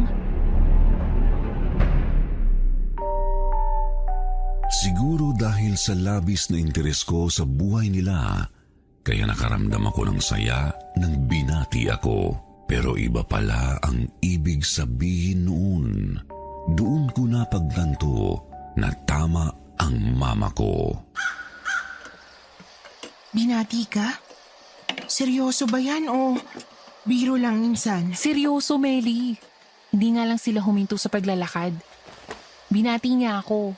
Tapos, diretso lang siya sa paglalakad. Nakasunod siya kay Mang Vicente. Kaano-ano ba yun ni Mang Vicente? Si Ruben yun. Bunsong anak ni Mang Vicente at Aling Corazon. Tama ang duda ko. Kasi mas bata siyang tingnan. Pero hindi ko gaano maaninag ang kanyang mukha. Insan, tinitigan ka ba niya? Nagkatinginan ba kayo? Hindi. Pero napansin ko tumingala siya ng bigla. Tumingin lang siya sa akin ng pahapyaw pero hindi kami nagkatinginan ha. Tiningnan ka niya. Naku, Kathy, sana mali ang kutob ko. Pero may kwento ang mga matatanda dito noon. May ibig sabihin kapag tinapunan ng tingin ng lalaking aswang ang isang normal na dalaga. At ano naman daw ang ibig sabihin nun, Aber? May gusto sa'yo ang binatang anak ni Mang Vicente. Ano? Kalokohan yan. Isa malaking kalokohan, Melly. Winalang bahala ko ang sinabi ng pinsan ko sa akin. Wala akong alam tungkol sa personal na damdamin ng ganong klaseng nilalang. Pero batid ko na hindi pwedeng mapag-isa ang may magkaibang mundo. Ngunit nagkamali pala ako sa paniniwalang iyon. Melly! Melly! Inay, nandito lang po ako. Bakit po ba kayo sumisigaw? Ano ito? Saan galing ito? Nay, Kayo po may hawak ng 10 bulaklak. Ako ang tinatanong nyo. Nakita ko ito dito sa upuan sa lilim ng punong kahoy. Natural din ang put ko. Gusto kong malaman kung saan at kanino ito galing. Baka po kay Itay. Ibibigay po sa inyo. Hindi ito gagawin ng itay mo. At saan siya pipitas ng ganito karaming bulaklak? Walang ibang may tanimang bulaklak dito maliban sa... Diyos ko! Sila Aling Corazon lang po ang may tanimang bulaklak, Nay. Anong ibig sabihin nito? Meli, anong ginawa mo ha? May kinausap ka ba sa isa sa mga anak ni Mang Vicente? Meron ba? Nay, wala po. Hindi po totoo yan. Alam ko po kung paano umiwas sa kanila.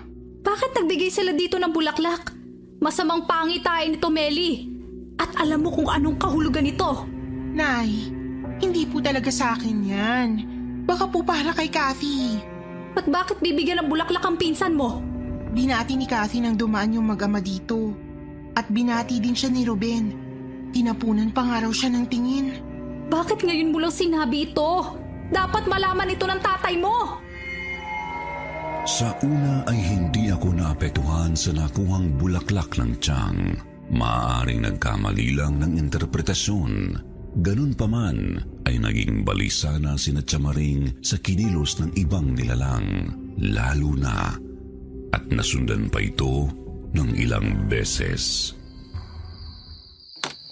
Iba na ang ibig sabihin nito. Sa una ay bulaklak lamang. Nasundan pa ito ng pag-iwan nila ng mga bagong pitas na mga prutas, mga gulayin. Baka isang araw ay may kakatok na sa pinto ng bahay natin para hingin ang kamay ni Kathy.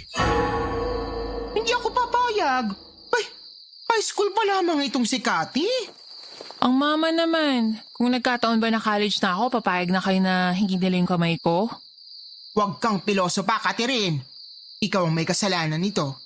Hindi mo man lang naisip na pwede mong ilagay sa kapahamakan ng buhay nila Chamaring mo. Huwag mo kaming alalahanin, Beth. Alam ko ang gagawin ko. Pero hindi naman po siguro kung para sa akin ang lahat ng yun. Paano kung kay Meli pala lahat yun? Malalaman natin. Anong gagawin mo ha? Kakausapin ko si Vicente. Nag-usap na kami noon at nagkaroon na kami ng kasunduan. At makikipagkasundo kang muli sa kanila? Anong sasabihin mo? Kailangan pag-isipan mo munang mabuti bago ka gumawa ng hakbang. Gusto ko lang makatiyak kung para kanino ang mga regalong binibigay nila at kung ano ang magagawa natin para matigil na ito habang maaga pa. Nakaramdam ako ng kaba sa gagawin ni Chong.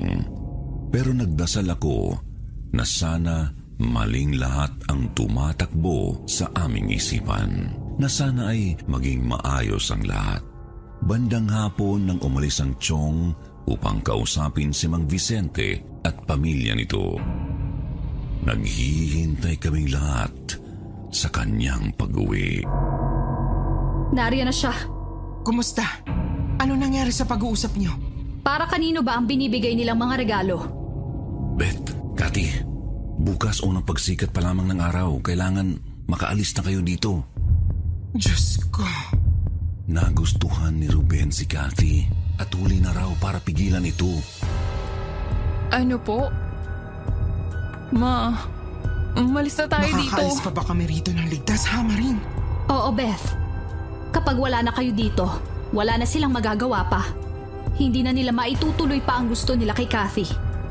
Nauunawaan ni Vicente at Corazon ang paliwanag ko. Pero si Ruben, siya lang ang malaking problema natin.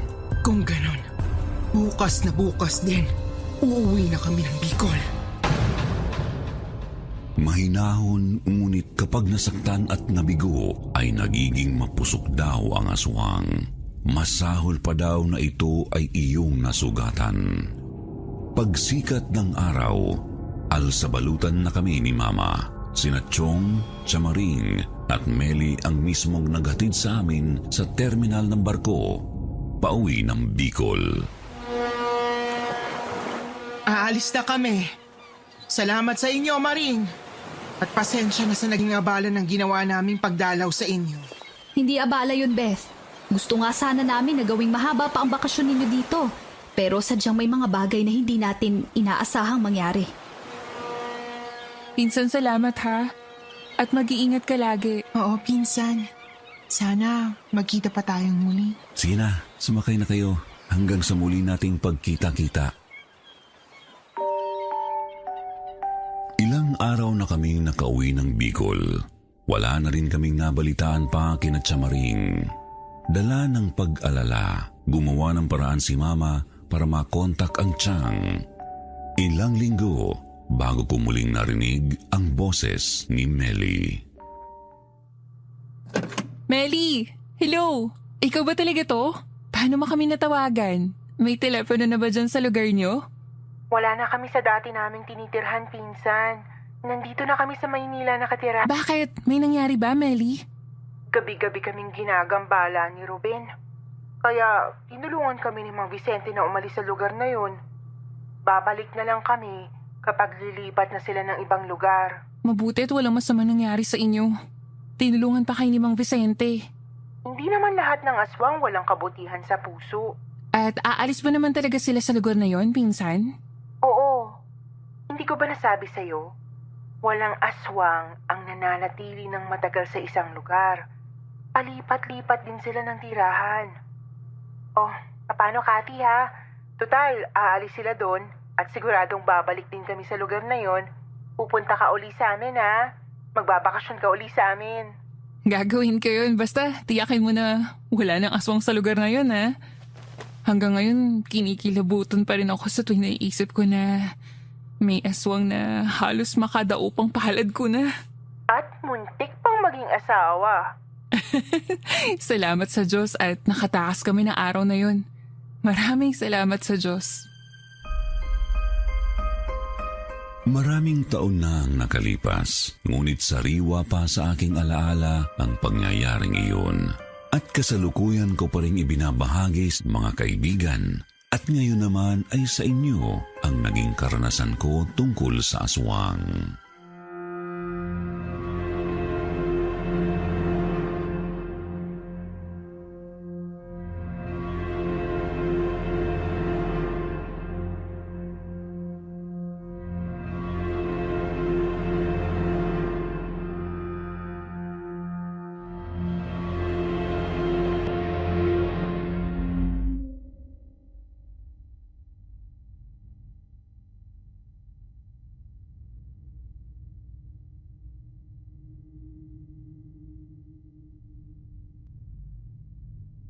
Hello po, Sir Jupiter.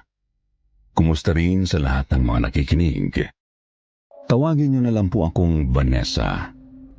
Tubong Pampanga, pero dito na nakatira ngayon sa Palawan.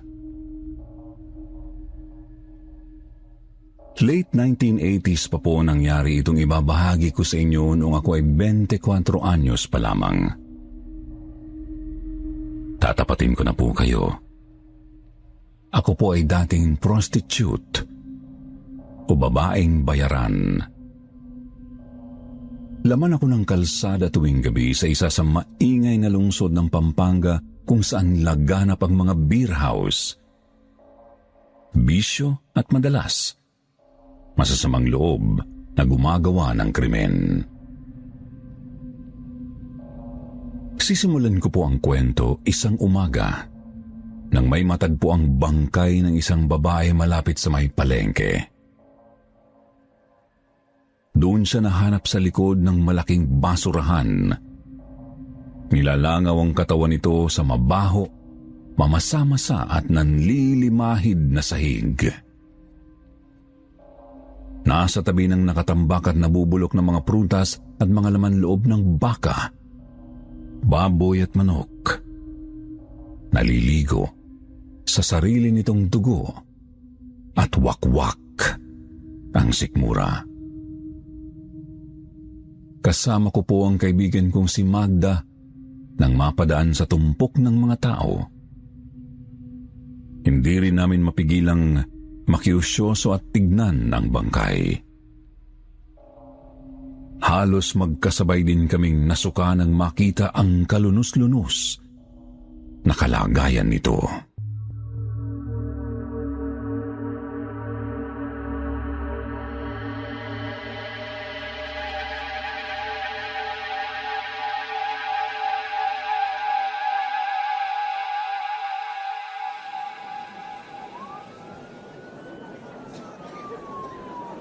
gosh, ano yan? Ba't nagaganyan yung babae? Kadiri naman. Ang brutal ng ginawa sa kanya, oh. Grabe, wakwakang tiyan eh. Sino demonyo kaya may gawa niyan? Ito na nga, Magda. Abay ang usap-usapan dito. Inatake raw ng aswang yung babaeng yan. Dinukot daw yung sanggol sa loob ng matres. Diyos ko naman, ating. Kung aswang nga ang gumawa niyan, delikado na pala tayo niyan.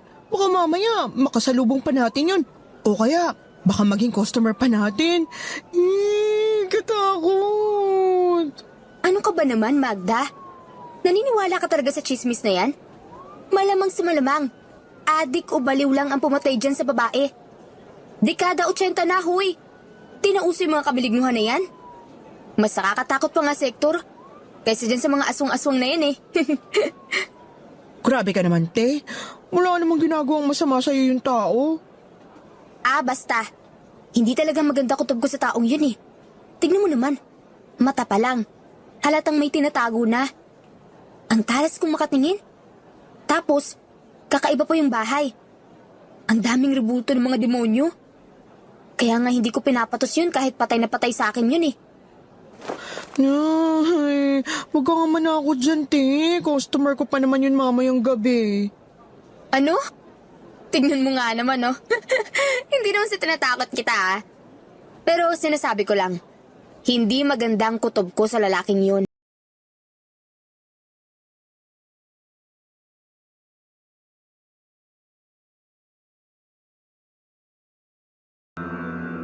Sir Jupiter, sa totoo lang hindi talaga ako mapalagay sa customer naming si Hector. Kahit nung una ko pa lang siyang nakita. Masyado kasing kakaiba ang lalaking yun. Seryoso ang mukha, tapos halatang may inililihim. Mag-isa lang din daw itong naninirahan sa isang malaking bahay. Bahay na maraming rebulto ng mga demonyo at halimaw sa loob. Kaya lagi ko siyang tinatanggihan kapag tinatangka niya akong bayaran kahit gaano pa kalaking halaga ang ialok niya. Siguro nga judgmental lang ako pero mas mabuti nang huwag magpakakampante para sa sarili kong kaligtasan. Subalit hindi yata napapansin ng kaibigan kong si Magna ang mga kakaibang bagay kay Hector. Pinuntahan pa rin niya ito kinagabihan matapos makita ang babaeng bangkay sa palengke. Pumunta siya sa mismong bahay nito para paligayahin ang lalaki. Pagkatapos hinang-hina nang umuwi sa tinutuluyan namin,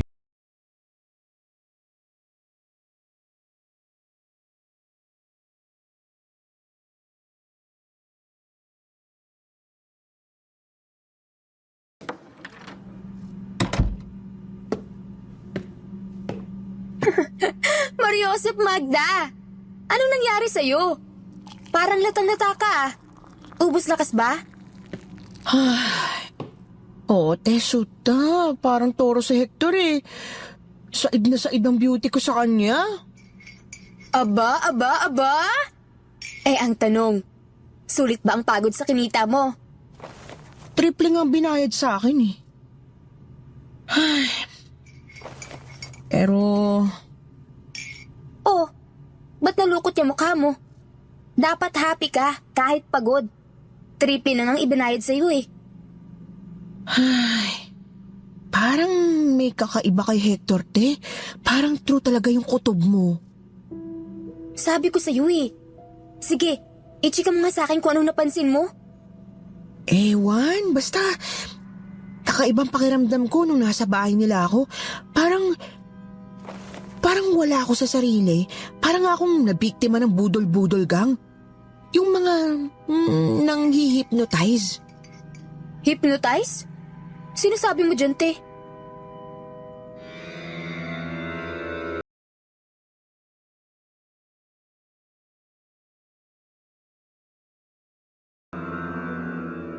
Isinalaysay po sa akin ni Magda ang nangyari noong pumunta siya sa bahay ni Hector, Sir Jupiter. Pagkarating daw niya, dinala siya agad ng lalaki sa hapagkainan. Bahagya pa nga raw siyang kinilabutan kasi maraming ang ribulto ng mga demonyo at halimaw sa loob.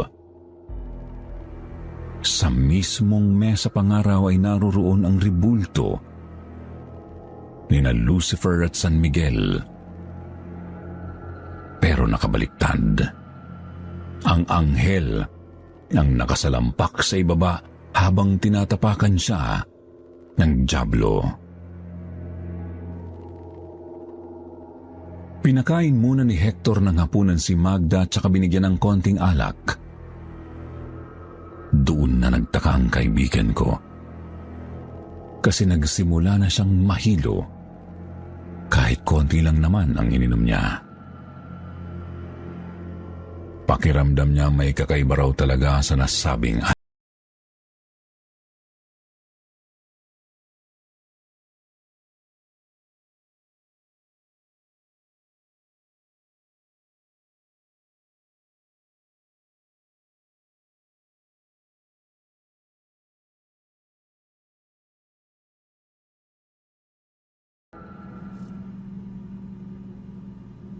Baka naman may inilagay si Hector sa alak mo. Naku, be. Huwag ka na nga munang tumanggap ng customer. Kahit mga 1 linggo lang. Obserbahan mo muna yung katawan mo. Ako ang kinakabahan sa'yo eh. Yun nga muna sigurong gagawin ko, ating. Isa pa, hinang-hina talaga ako ngayon eh. Said na said talaga yung lakas ko dun sa mokong na yun. O siya, magpahinga ka na nga muna. Sagot ko na muna almusal natin.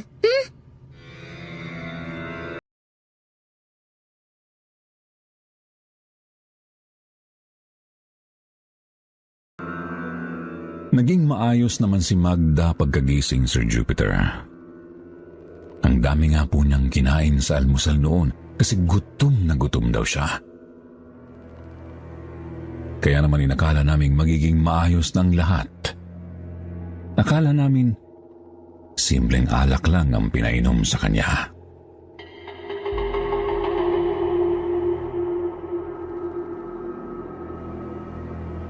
Lumipas po ang halos 2 buwan, pauwi kami ni Magda noon galing sa birthday ng isang kaibigan. Gabi na at wala nang masyadong tao sa kalsada. Nahirapan din kaming makasakay kaya naglakad muna kami sa may sidewalk habang nagkwekwentuhan.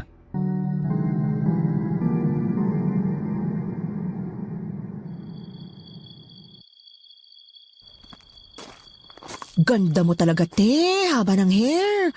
Mukhang seryoso yata talaga sa iyong manliligaw mo, ha? Hindi ka talaga tinantanan kanina, eh. Diyos ko naman, Magda. Magpapaloko ka pa ba sa mga lalaking yan? Para namang hindi mo pa kabisado ang saltik sa utak ng mga yan, eh. Walang duda. Pasarap lang din ang habol ng toto na yun sa akin. Baka gusto lang makalibre. Teka. Oh, bakit? Para ka naman nakakita ng maligno dyan. Hindi ba si Hector yun?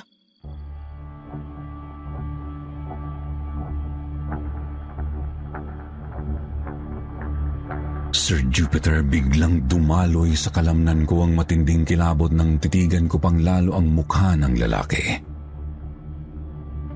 Hindi ako pwedeng magkamali kahit madilim sa kanyang kinatatayuan. Namumula talaga ang kanyang mga mata at bahagya pa siyang naglalaway. Dali-dali kong hinila si Magda papalayo sa kinaroroonan ni Hector.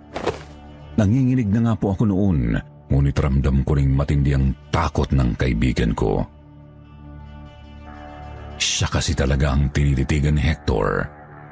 Halatang siya talaga ang kursunada. Ilang minuto pa sa paglalakad namin, kinabahan ako nang biglang napaaray sa sakit ang kasama ko.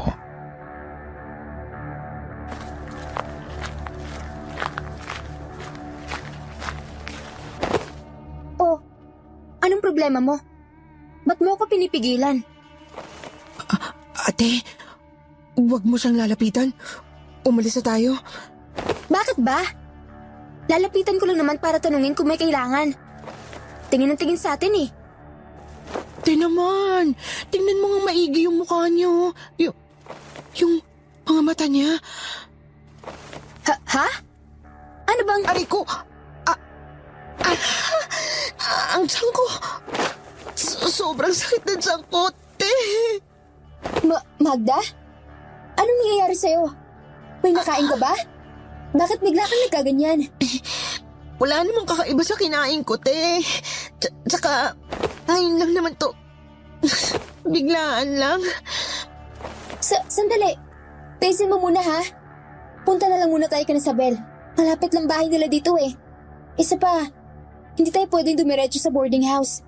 Sinusundan tayo ng kumag.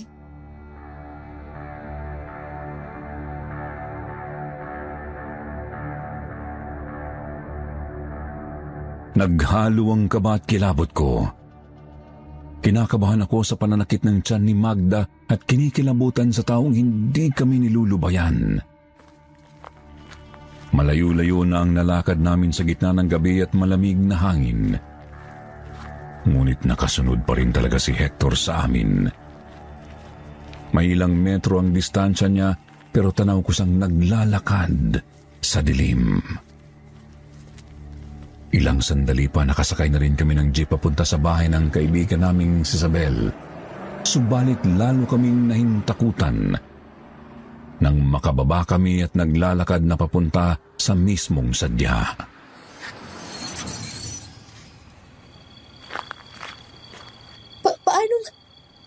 Paano nasundan pa rin tayo ng hayop na yan? Wala namang ibang sasakyan na nakasunod sa sinakyan nating jeep ah. Uy, te, natatakot na ako. Ano ba kasing kailangan sa akin ng lalaking yan? Hayaan mo na.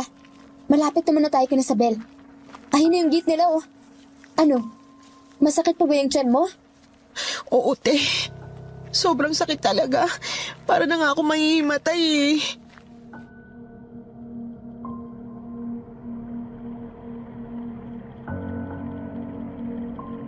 Ligtas naman kaming nakarating sa bahay ng kaibigan namin.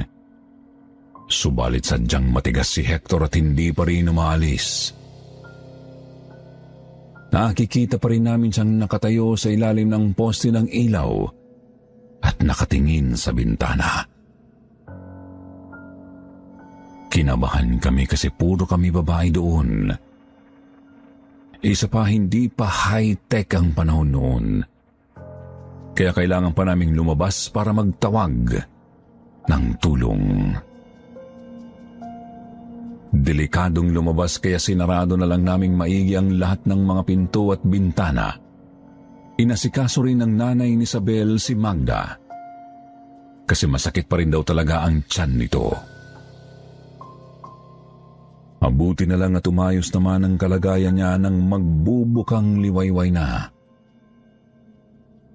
Nawala na rin si Hector sa labas nang pumutok na ang araw.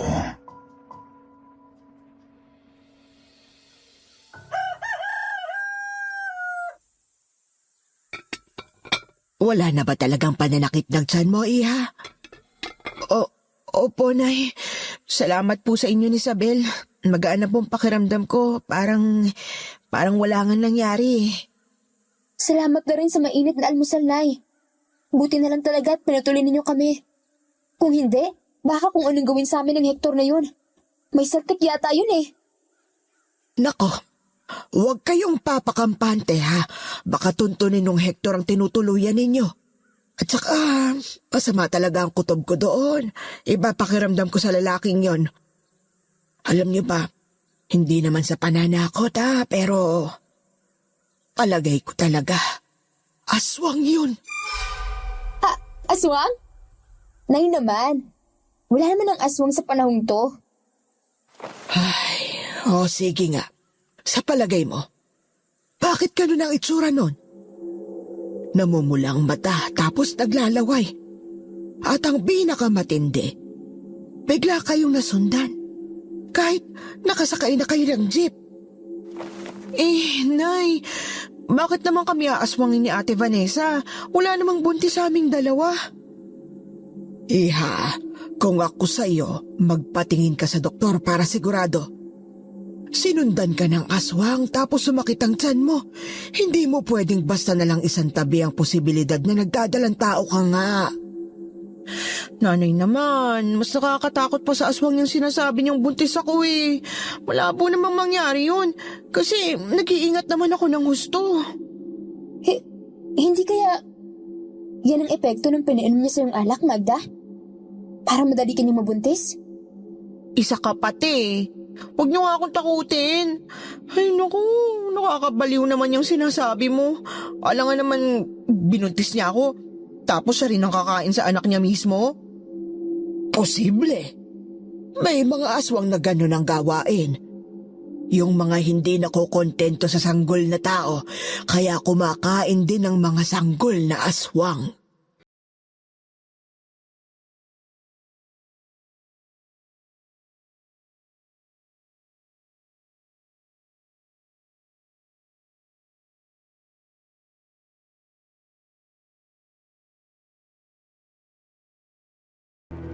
Kung buntis nga ang kaibigan ko.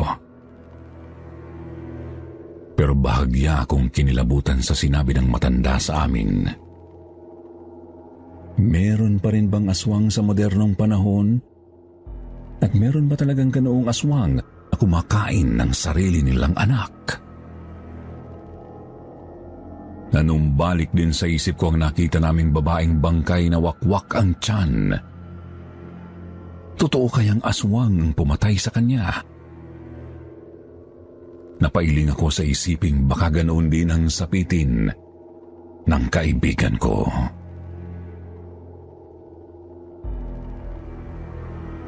Noong papaalis na kami, nagbilin ulit ang nanay ni Isabel na patignan sa doktor ng mga buntis si Magda. Sinabihan din niya kaming magdala palagi ng bawang at asin, pangontra sa aswang. Tapos maglagay din ng mga nasabing pangontra sa palibot ng tinutuluyan namin.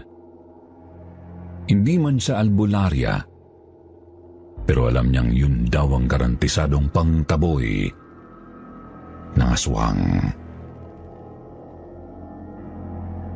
Kinuha ko ang mga binigay ng matanda at saka nilagay sa bag ko. Bagamat hindi kami kumbinsido sa mga sinabi niya, minabuti pa rin naming pumunta na lang sa doktor. Sabihin mang hindi talaga buntis si Magda, kailangan pa rin masuri kung bakit sumakit ng ganoon ang kaniyang tiyan. Ngunit nabigla kami nang malamang buntis nga po ang kaibigan ko.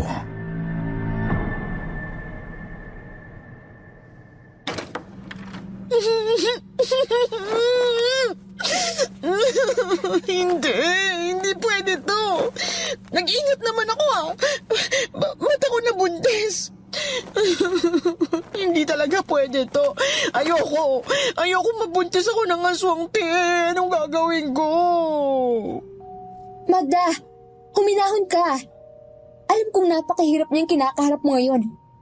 Pero please lang, huminahon ka muna. Paano ko ihinahon, te? Paano? Sabihin mo nga paano. Buntis ako. Nabuntis ako ng aswang. Oo na. Nandun na nga tayo. Nabuntis ka ng hindi mo inaasahan. Ang malala, baka may sa demonyo pang nakabuntis sa'yo. Pero Diyos ko naman, Magda. Pwede bang huminahon ka muna? Wala namang mangyayari kung magwawala ka ng ganyan eh. Makakasama sa'yo at sa bata. Ano kung makasama sa bata? Mabuti nga kung may mangyaring masama sa sinumpang batang to at nang malaglag na. Hoy, huwag kang magsalita ng ganyan. Anak mo pa rin yan, Magda. Mga babaeng bayaran tayo, oo. Pero di naman tayo masasamang tao. Kilabutan ka nga dyan sa mga sinasabi mo.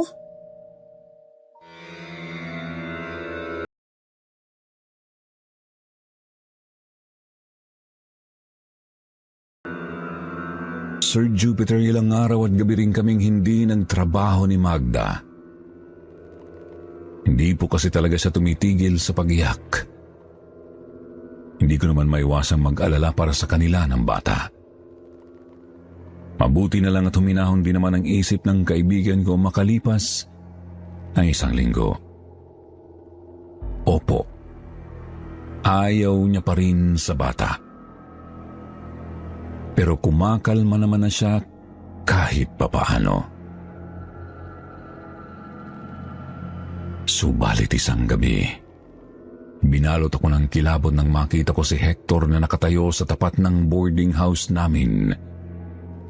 Nakatitig sa bintana kung saan ako nakadungaw. Namumula ang mga mata at naglalaway ng husto.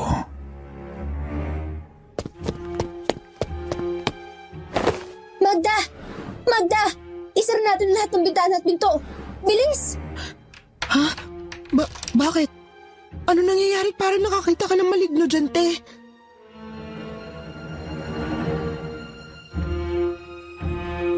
Dali-dali naming kinandado ang pinto at mga bintana ng tilutuluyan namin, Sir Jupiter. Pumunta kami sa kwarto ko tapos sinara rin namin ang pinto nito. Walang kama, kaya't doon kami nagsumiksik sa kutsyon na nakalatag sa sahig. Pareho kaming nanginginig sa takot lalo't wala ang landlord ng boarding house noong gabing yun. Kaming dalawa lang ni Magna ang nasa buong bahay. Ilang minuto pa narinig na lang naming may kumakaluskos sa may bubong. Malabong pusa yun kasi tunog napakalakas na kalmot. Napakasakit pa nga sa tenga ng yero, animoy may kinakaskas ditong matigas na bagay. Bukod pa, ramdam din namin ang mabigat na presensya ng kung anumang nilalang na nasa itaas.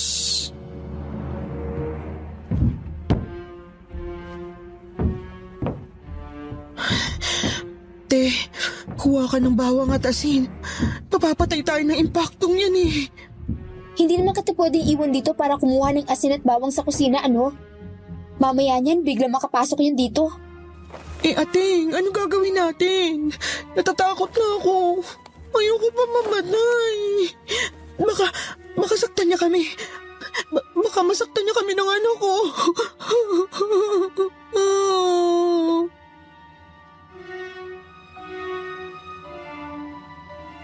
Kinikilabutan man kumurot sa puso ko ang sinabi ng kaibigan ko.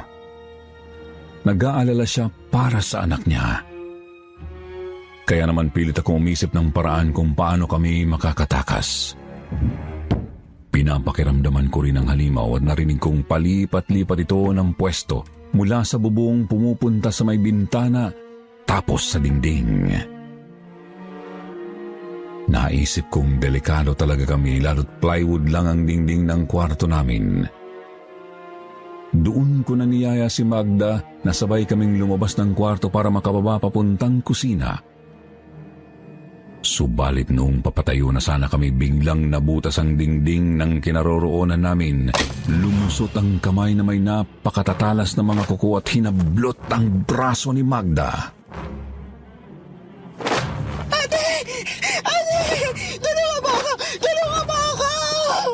Bitiwan mo ang kaibigan ko! Bitiwan mo si Magda! Demonyo ka? Kahit kinikilabutan na ako, pilit kong tinatanggal ang pagkakakapit ng kamay sa braso ni Magda, subalit sadyang napakalakas nito. Napapaaray na nga po ang kaibigan ko hanggang sa bigla kong maalalang nasa bag ko nga pala ang binigay ng nanay ni Isabel. Dali-dali kong inabot ang bag ko na naroroon lang sa kwarto. Pagkatapos kinuha ang supot ng asin at mabilis itong isinaboy sa kamay ng aswang. Napasigaw ito ng napakalakas at nabitiwan si Magda. Mabilis ko namang hinila ang kaibigan ko tapos inalalayan siyang makababa ng hagdan. Ang kaso, lumipat naman ang aswang sa bandang baba ng bahay. Halatang desperado talaga. Kaya dumiretso kami ni Magda sa kusina kahit pa walang humpay ang mga kaluskos at katok sa dingding. Binuksan ko ang maliit na bintana ng kusina at saka nagsaboy ng asin sa labas bago ito ulit isinara. Doon din ay huminto ang mga naririnig naming kaluskos mula sa labas. Bagamat ramdam pa rin naming naroroon ang aswang. Lumipas ang ilang sandali. Tahimik pa rin ang buong bahay. Akala namin umalis na ang impakto pero nagulat na lang kami nang may kumalabog sa front door. Pilit itong sinisira hanggang sa tuluyan na nga itong bumigay. Sir Jupiter, doon ko nang nakita kung gaano kasahol ang mukha ng isang aswang. Kulubot ang balat. Nandilisik ang mga mata, matatalim ang ngipin at napakahaba ng dila. Napasigaw ng malakas si Magda at mabilis ko naman siyang hinila palabas ng backdoor. Susunod sana sa amin ang aswang. Halatang pakay talagang sakta ng kaibigan ko. Kaya mabilis kong isinaboy sa mismong mukha ng impakto ang natitirang asin bago kami tumalilis palabas ng bahay.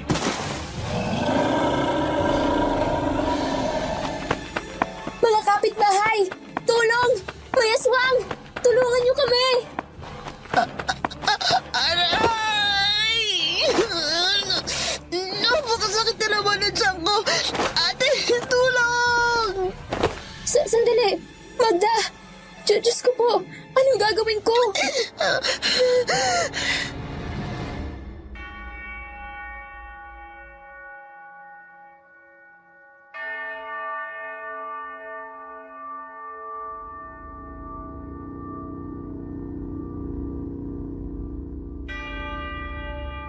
Pilit kaming nagtawag ng saklolo sa gitna ng gabi. Mabuti na lang at narinig kami ng pinakamalapit na kapitbahay. Sinugod ng ilang kalalakihan ng boarding house ngunit mabilis na raw na nakatakbo ang aswang. Si Magda naman po isinugod namin sa ospital kasi hindi talaga humuhupa ang pananakit ng kanyang tiyan. Napakahaba talaga ng gabing yon para sa amin, lalo't sariwa pa ang hilakbot na dulot ng aswang. Kita ko rin kung paano mamilipit sa sakit ang kaibigan ko. Pananakit ng tiyan na tuluyang humantong sa pagkakalaglag ng kanyang anak. Sir Jupiter, napakalungkot ng pangyayaring yun para sa amin. Kapatid ko na rin kasi kung ituring si Magda, kaya naramdaman kong nawalan ako ng pamangkin. Sabihin mang anak yun ng aswang, subalit bata pa rin yun. Walang muwang sa kademonyohan ng kanyang ama. Nagpalipas lang kami ng ilang buwan pagkatapos ay umalis na rin kami ni Magda sa Pampanga. Wala na rin kasi kaming kamag-anak doon. Hanggang sa nakarating nga kami dito sa Palawan at may kanya-kanya ng pamilya. Ipinagpapasalamat ko lang po talaga sa Panginoon na tinulungan niya kaming makaligtas mula sa aswang na yon. Tinulungan din niya kaming makabangon mula sa buhay bilang mga Magdalena.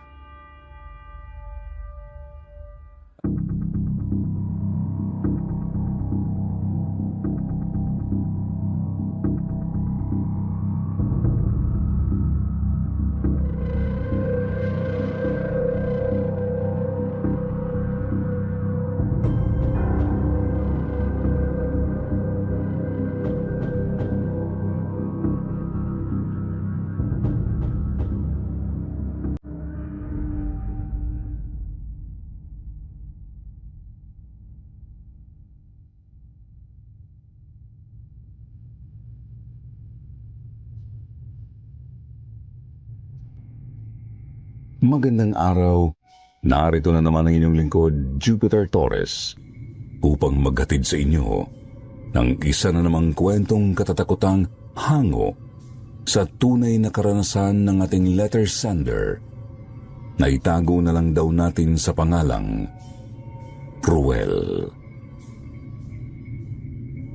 Ano nga ba ang kakaibang nangyari sa kanyang kaibigang si Bok sa mismong kaarawan nito? bakit ayon sa kanya ay may dumalo raw sa kanilang selebrasyon na hindi naman imbitado at nakikain pa ng kanilang handa. Halina't samahan niyo ako at tunghayan natin ang kanyang kwento.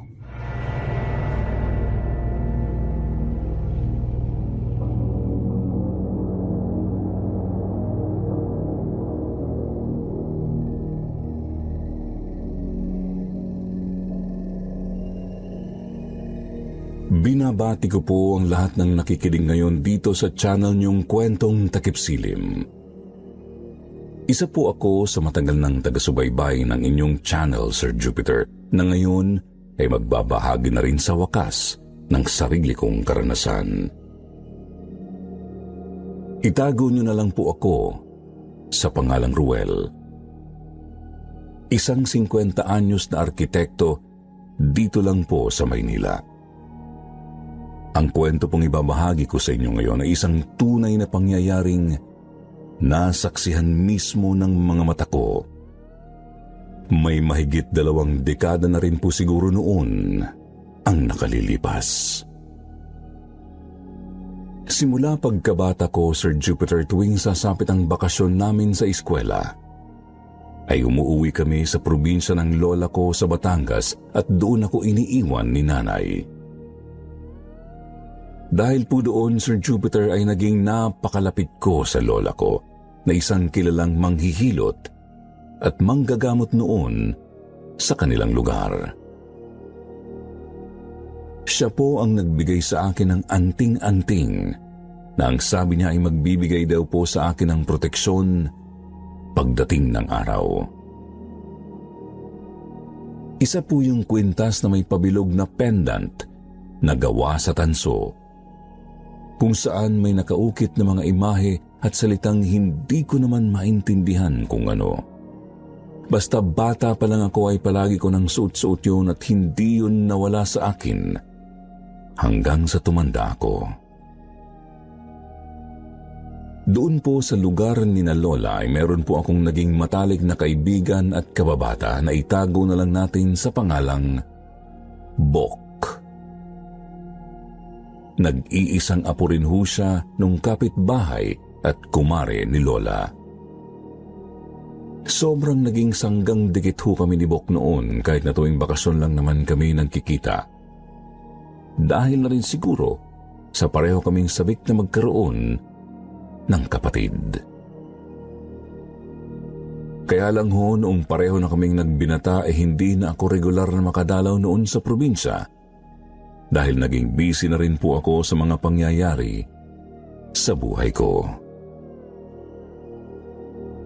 Hanggang sa sumapit ang taong 1998. Siguro mga nasa 25 anyos na ako noon nang maisipan kong umuwi sa probinsya at dun dalhin ang noon po ay live-in partner kong si Janet. Nagdadalang tao po kasi siya sa panganay namin ng mga panahong yun. At dahil masela ng kanyang pagbubuntis, pinayuhan kami ng doktor na ilayo muna siya sa polusyon at sa maingay na lugar ng Maynila. Parang Ruel, alay ikaw gayan? Kailan ka pa dumating? Mukhang asinsadong-asinsado tayo ngayon na. Abay, kalaki ng pinagbago mo ah. Nag-asawa ka na pala ano. Ako? Ito, kaunting panahon na lang pakakasalan ko na yung mga manok ko. Bakit nga pala may dala kang baboy pare? Alaga mo rin? Nako, hindi. Birthday ko bukas. Maghahanda sana ako, kaya bumili ako ng baboy. Abay, malaki-laki rin yung panalo ko sa sabong nung isang araw. Ayun, tiba. Eksakto nga ang dating mo, pre. Invite kita sa handaan, ha. Isama mo yung girlfriend mo. Yung pinsan kong si Ate Mimi ang nagluluto. At siya lang naman ang kasama ko diyan sa bahay. Saka yung anak niyang binata na. Naalala mo pa naman siguro siya, no? Aba, ayos pala, no? Sige, pare. Darating kami. Salamat.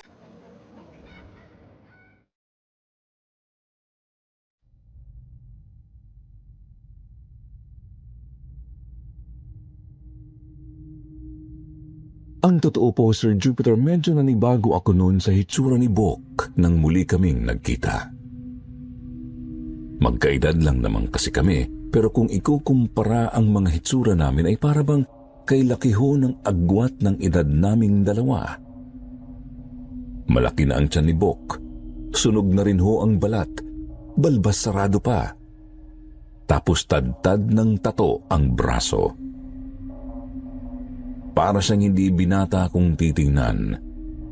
At nang sulyapan ko po ang bahay nila dati ng kanyang mga yumaong lolo't lola, ay nakita kong tad-tad ho ng panabong na manok ang kanilang bakuran.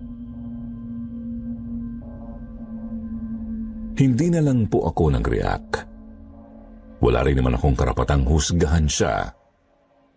Hindi ko lang maiwasang malungkot para sa naging kinahantungan ng buhay ng kaibigan ko.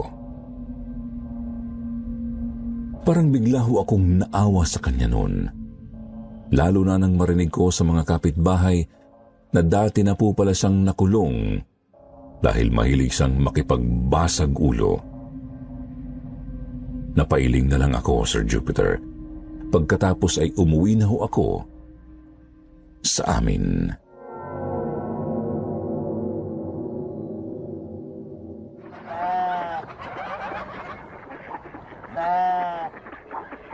Ano bang ingay iyon? Ba'y natutulog na yung tao eh. Timime! Huwag ka munang maingay. Ang aga pa eh.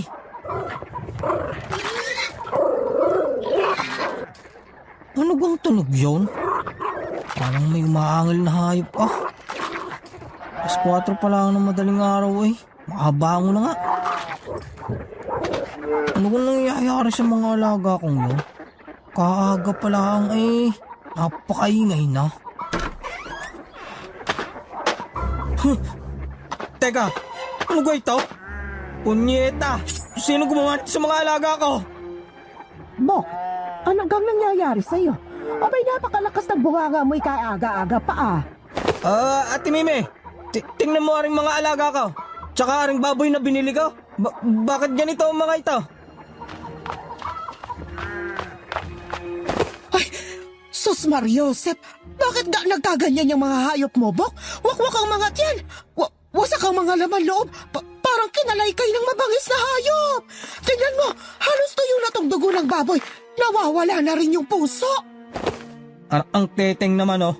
Ihahanda ko itong mga ito eh. Buisik. Sigurado ako, si Bandoy ang may gawa nito. Galit na galit sa akin yun nung natalo ng 20 mil sa sabong eh. Kalakas ng loob maghamon, alaypi ko naman pala. Patay sa akin yun pag nagkita kami. Paano yan, Bok? Sayang naman yung mga binili nating rekado kahapon para sa handa mo. Yan mo na, Ate Mimi. Katayin na natin ng tuluyan itong mga ito. Mainit-init pa naman eh. Kamamatay lang nito. Kakapiraso lang naman ang nabawas eh. Pwede pa yan.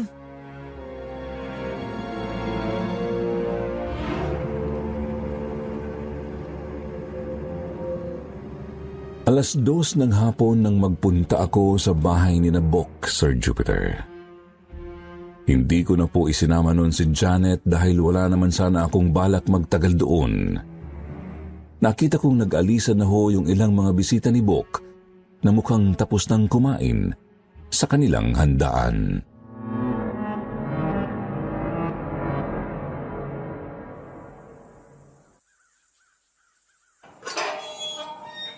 Hoy, paring Ruel. Kanina pa kita inaantay eh. Pre, halika. Pasok ka. Hindi mo isinama ang asawa mo? Nagpaiwan sa bahay, pre. Wala sa mood. Alam mo na, buntis kasi eh. Kung sa bagay. O siya, halika na't kumain ka muna pare. Tamang-tama, pinagtira kita ng baboy. Dahil balak kitang gawan ng kilawin. Digat paborito mo to ng mga bata pa tayo. Masarap na pulutan to pare. Tayo bumarek.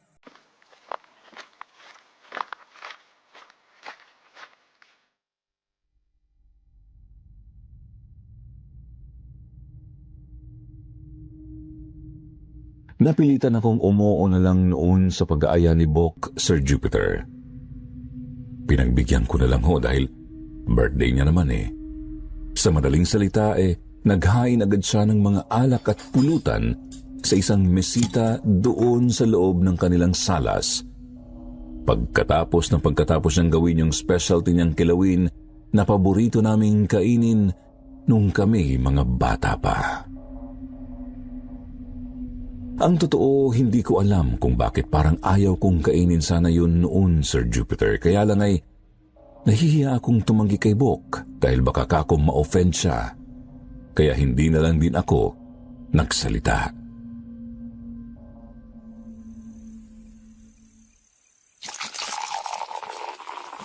Mabuti na lang pare at dumating ka.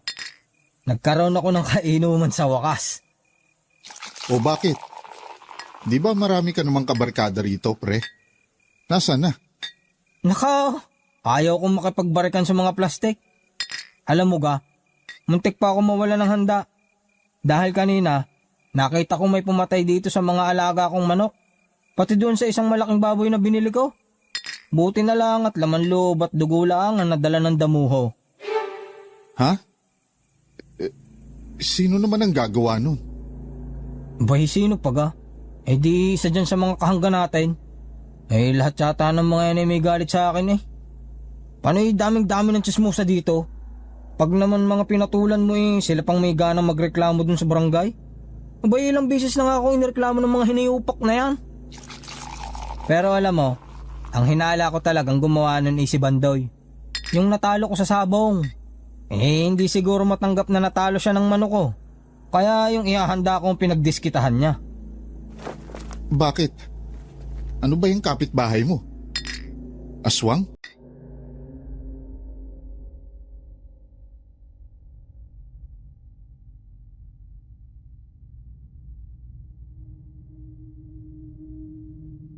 Ikinuwento sa akin ni Bok ang nangyari dun sa mga alaga niyang hayop kaninang madaling araw. Medyo napaisip pa nga po ako noon eh. Kung totoo ang sinasabi niya, bakit kako laman loob at dugo lang ng mga hayop ang kinuha?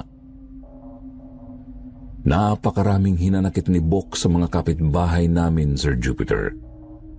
Yun lang halos ang pinag-usapan namin habang nag-iinuman kami. Kaya medyo naburyong na ako at hindi nagtagal ay nagpaalam na akong uuwi. Napansin ko rin kasi, Sir Jupiter, na medyo nangingitim na agad yung kinilaw na baboy na pinupulutan namin ni Bok. Masangsang na rin ang amoy nun, kaya medyo bumabaliktad na ang sikmura ko. Hindi ko nga po alam kung bakit parang hindi napapansin yun ni Bok.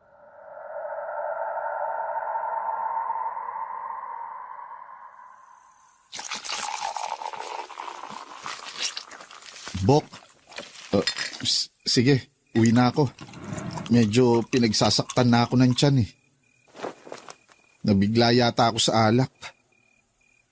Ah, gayon ga pare. Sige, ingat ka pare. Kamusta mo na lang ako sa asawa mo?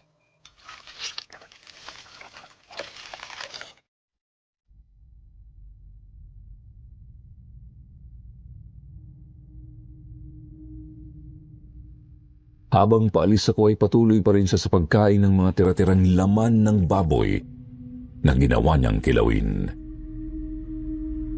Kumalabog din bigla ang dibdib ko nang banggitin niya ang asawa ko dahil nakita kong parang biglang nag-iba yung kulay ng mga mata niya. Parang bigla yung namula. Kaya dali-dali na akong lumabas ng bahay nila.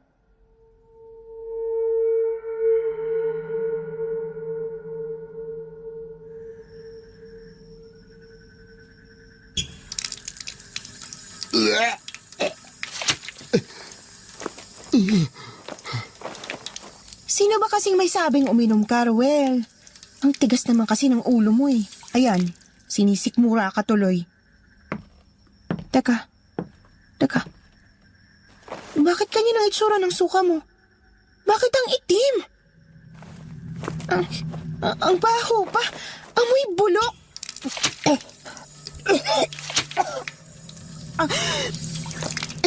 Ano ba kinain mo doon? Hindi ko alam. Lumayo ka na muna sa akin, Janet.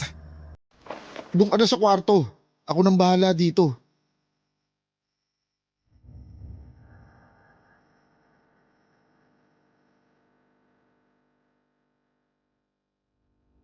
Takang-taka ako noon sa sarili ko, Sir Jupiter. Talagang ang tindi ng nararamdaman kong paninikmura noon.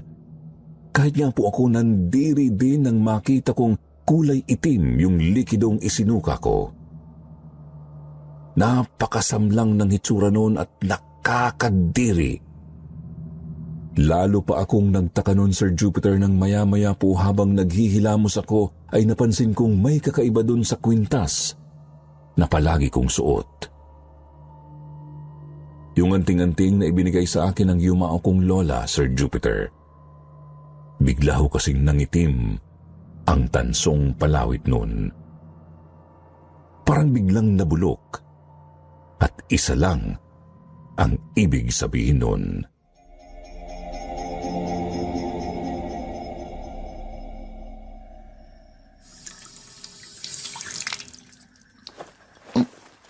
May kakaibang nakahalo dun sa kinain namin ni Bok.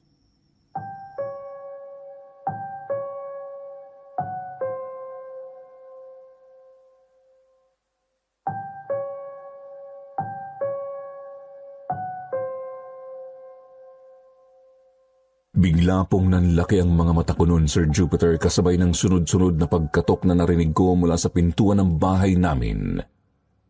May anting-anting ako, Sir Jupiter. Kaya alam kong hindi dapat ako basta-basta tatablan ng kung anumang lason na nakahalo sa kinain ko kung hindi yun ganon kalakas. Paring Ruel! Paring Ruel!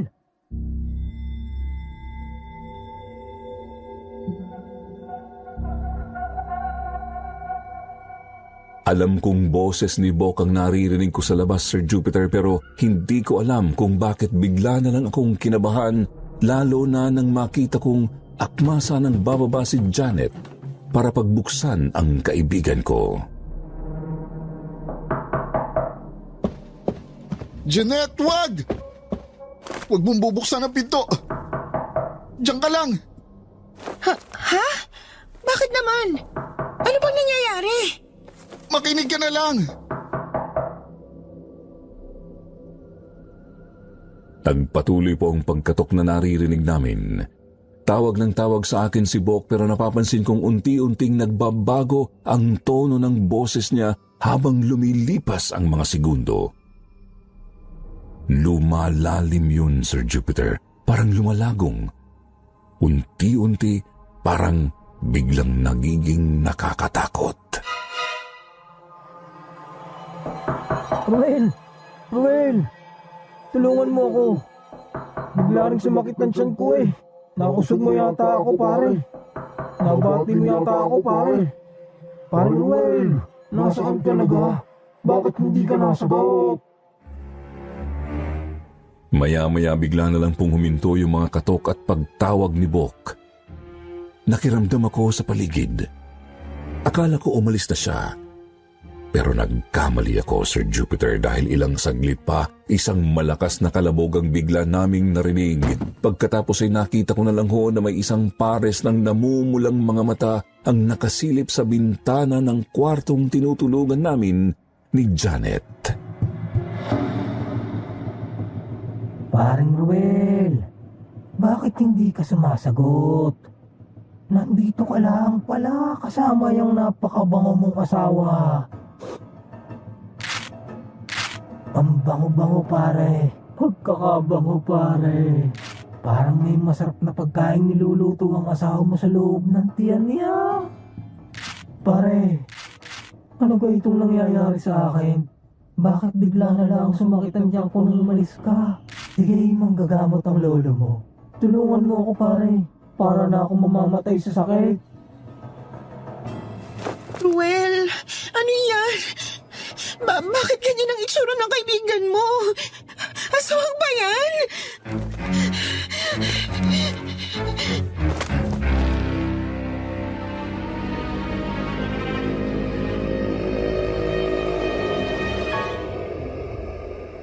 Gulat na gulat ako, Sir Jupiter, nang makita kong parang asong ulol na naglalaway si Bok habang nakasampa siya doon sa may bubungan namin at nakasilip sa bintana ng kwarto. Kahit po si Janet ay nanigas sa likuran ko at halos mahimatay na sa takot.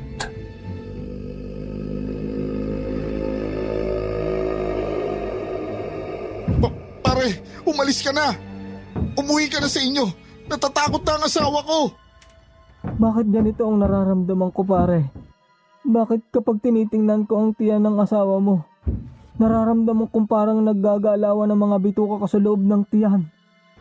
Pare, bakit parang nakakaramdam ako ng gutom? Anong nangyayari sa akin?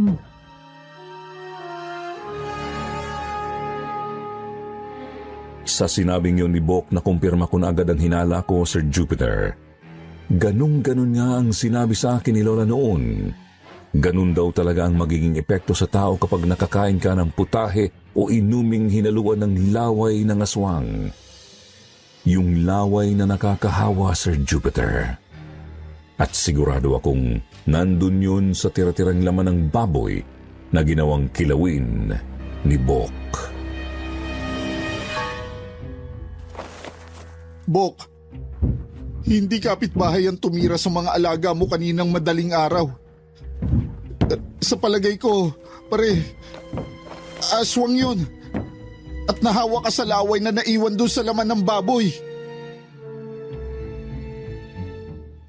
Kitang-kita ko, Sir Jupiter, na bigla na lang pong nanlaki ang mata ni Bok. Nagulat siya sa sinabi ko habang sinasalo yung laway niya na patuloy pong tumutulo mula sa bibig niya. Para siyang maiiyak. Para siyang mababaliw at hindi niya alam ang gagawin. Pare, tulungan mo ako. Ayoko magkaganito. Pare, sige na. Tulungan mo na ako. Pasensya ka na, paring Bok. Hindi ako kasing galing ng lola ko. Hindi niya itinuro sa akin kung paano ka pagagalingin. Hindi kita matutulungan. Bakit? Bakit? Di kayo dalawa naman tayong kumain noon. Bakit ako lang ang nagkaganito?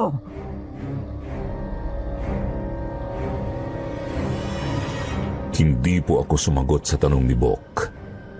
Napaatras lang ako at iniharang ko palalo ang sarili ko kay Janet dahil nakita kong bigla na lang niyog-yog ni Bok yung mga bakal na parilyang nagsisilbing harang ng bintana namin at halos mabunot niya na yun.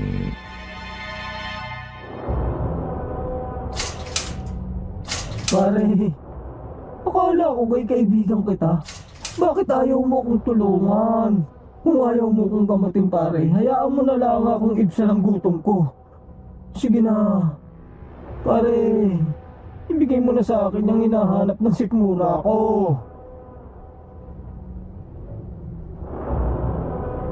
Sir Jupiter, kitang-kita ko ho nang maglanding ang tingin ni Bok sa tiyan ni Janet pagkatapos niyang sabihin yun. Parang bigla ho tuloy nagpantig ang tenga ko. Dali-dali ko hong dinampot yung gulok na nakasuksok dun sa gilid ng tukador ng yumao kong lola. Bata pa lang po kasi ako ay mahilig na talagang maglagay ng ganun si lola doon. Kaya bigla ko yung natandaan. Nakita ko naman ho na natakot si Bok nang makita niya yun. Napaatras siya pero hindi pa rin siya umalis hanggang sa... Hoy, sino ka? Anong ginagawa mo dyan sa bubong? Magnanakaw ka, no? Narinig ko ho na bigla na lang may sumigaw dun sa labas. Parang may lalaking napadaan. Tapos nakitang may nakasampa doon sa bubungan namin kaya sinita niya ito sa pag-aakalang magnanakaw yun. Ikinagulat yun ni Bok, Sir Jupiter. Kaya dali-dali itong tumakbo at nagsimulang tumalon ng matataas palayo. Nang sumilip ako sa bintana, nakita kong nanlalaki ang mata ni Bandoy nang mapagtanto niyang hindi pala normal na tao yung sinita niya kundi isang aswang.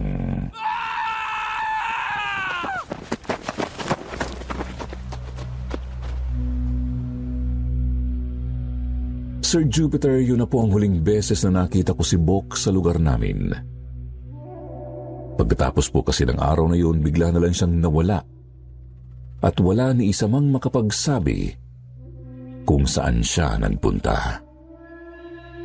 Ang inisip nga po ng lahat baka raw napagtripan na yun o na-salvage sa dami ng naging kaaway nito. Kahit kailan naman po kasi ay hindi ako nagsalita tungkol sa totoong nangyari sa kanya, Sir Jupiter. Dahil bukod sa alam kong mahirap itong paniwalaan, ay may natitira pa rin akong awa para sa kaibigan kong hindi ko man lang nagawang tulungan. Hindi ko na po alam kung ano na ang nangyari sa kanya o kung nasaan siya ngayon. Pero hiling ko lang simula pa noon na sana ay naging mabuti rin kalaunan ang kalagayan ni Bok. Sana ho, nakahanap siya ng taong tutulong sa kanya at sana tulad ko ay naging maayos na rin po sa wakas ang buhay niya.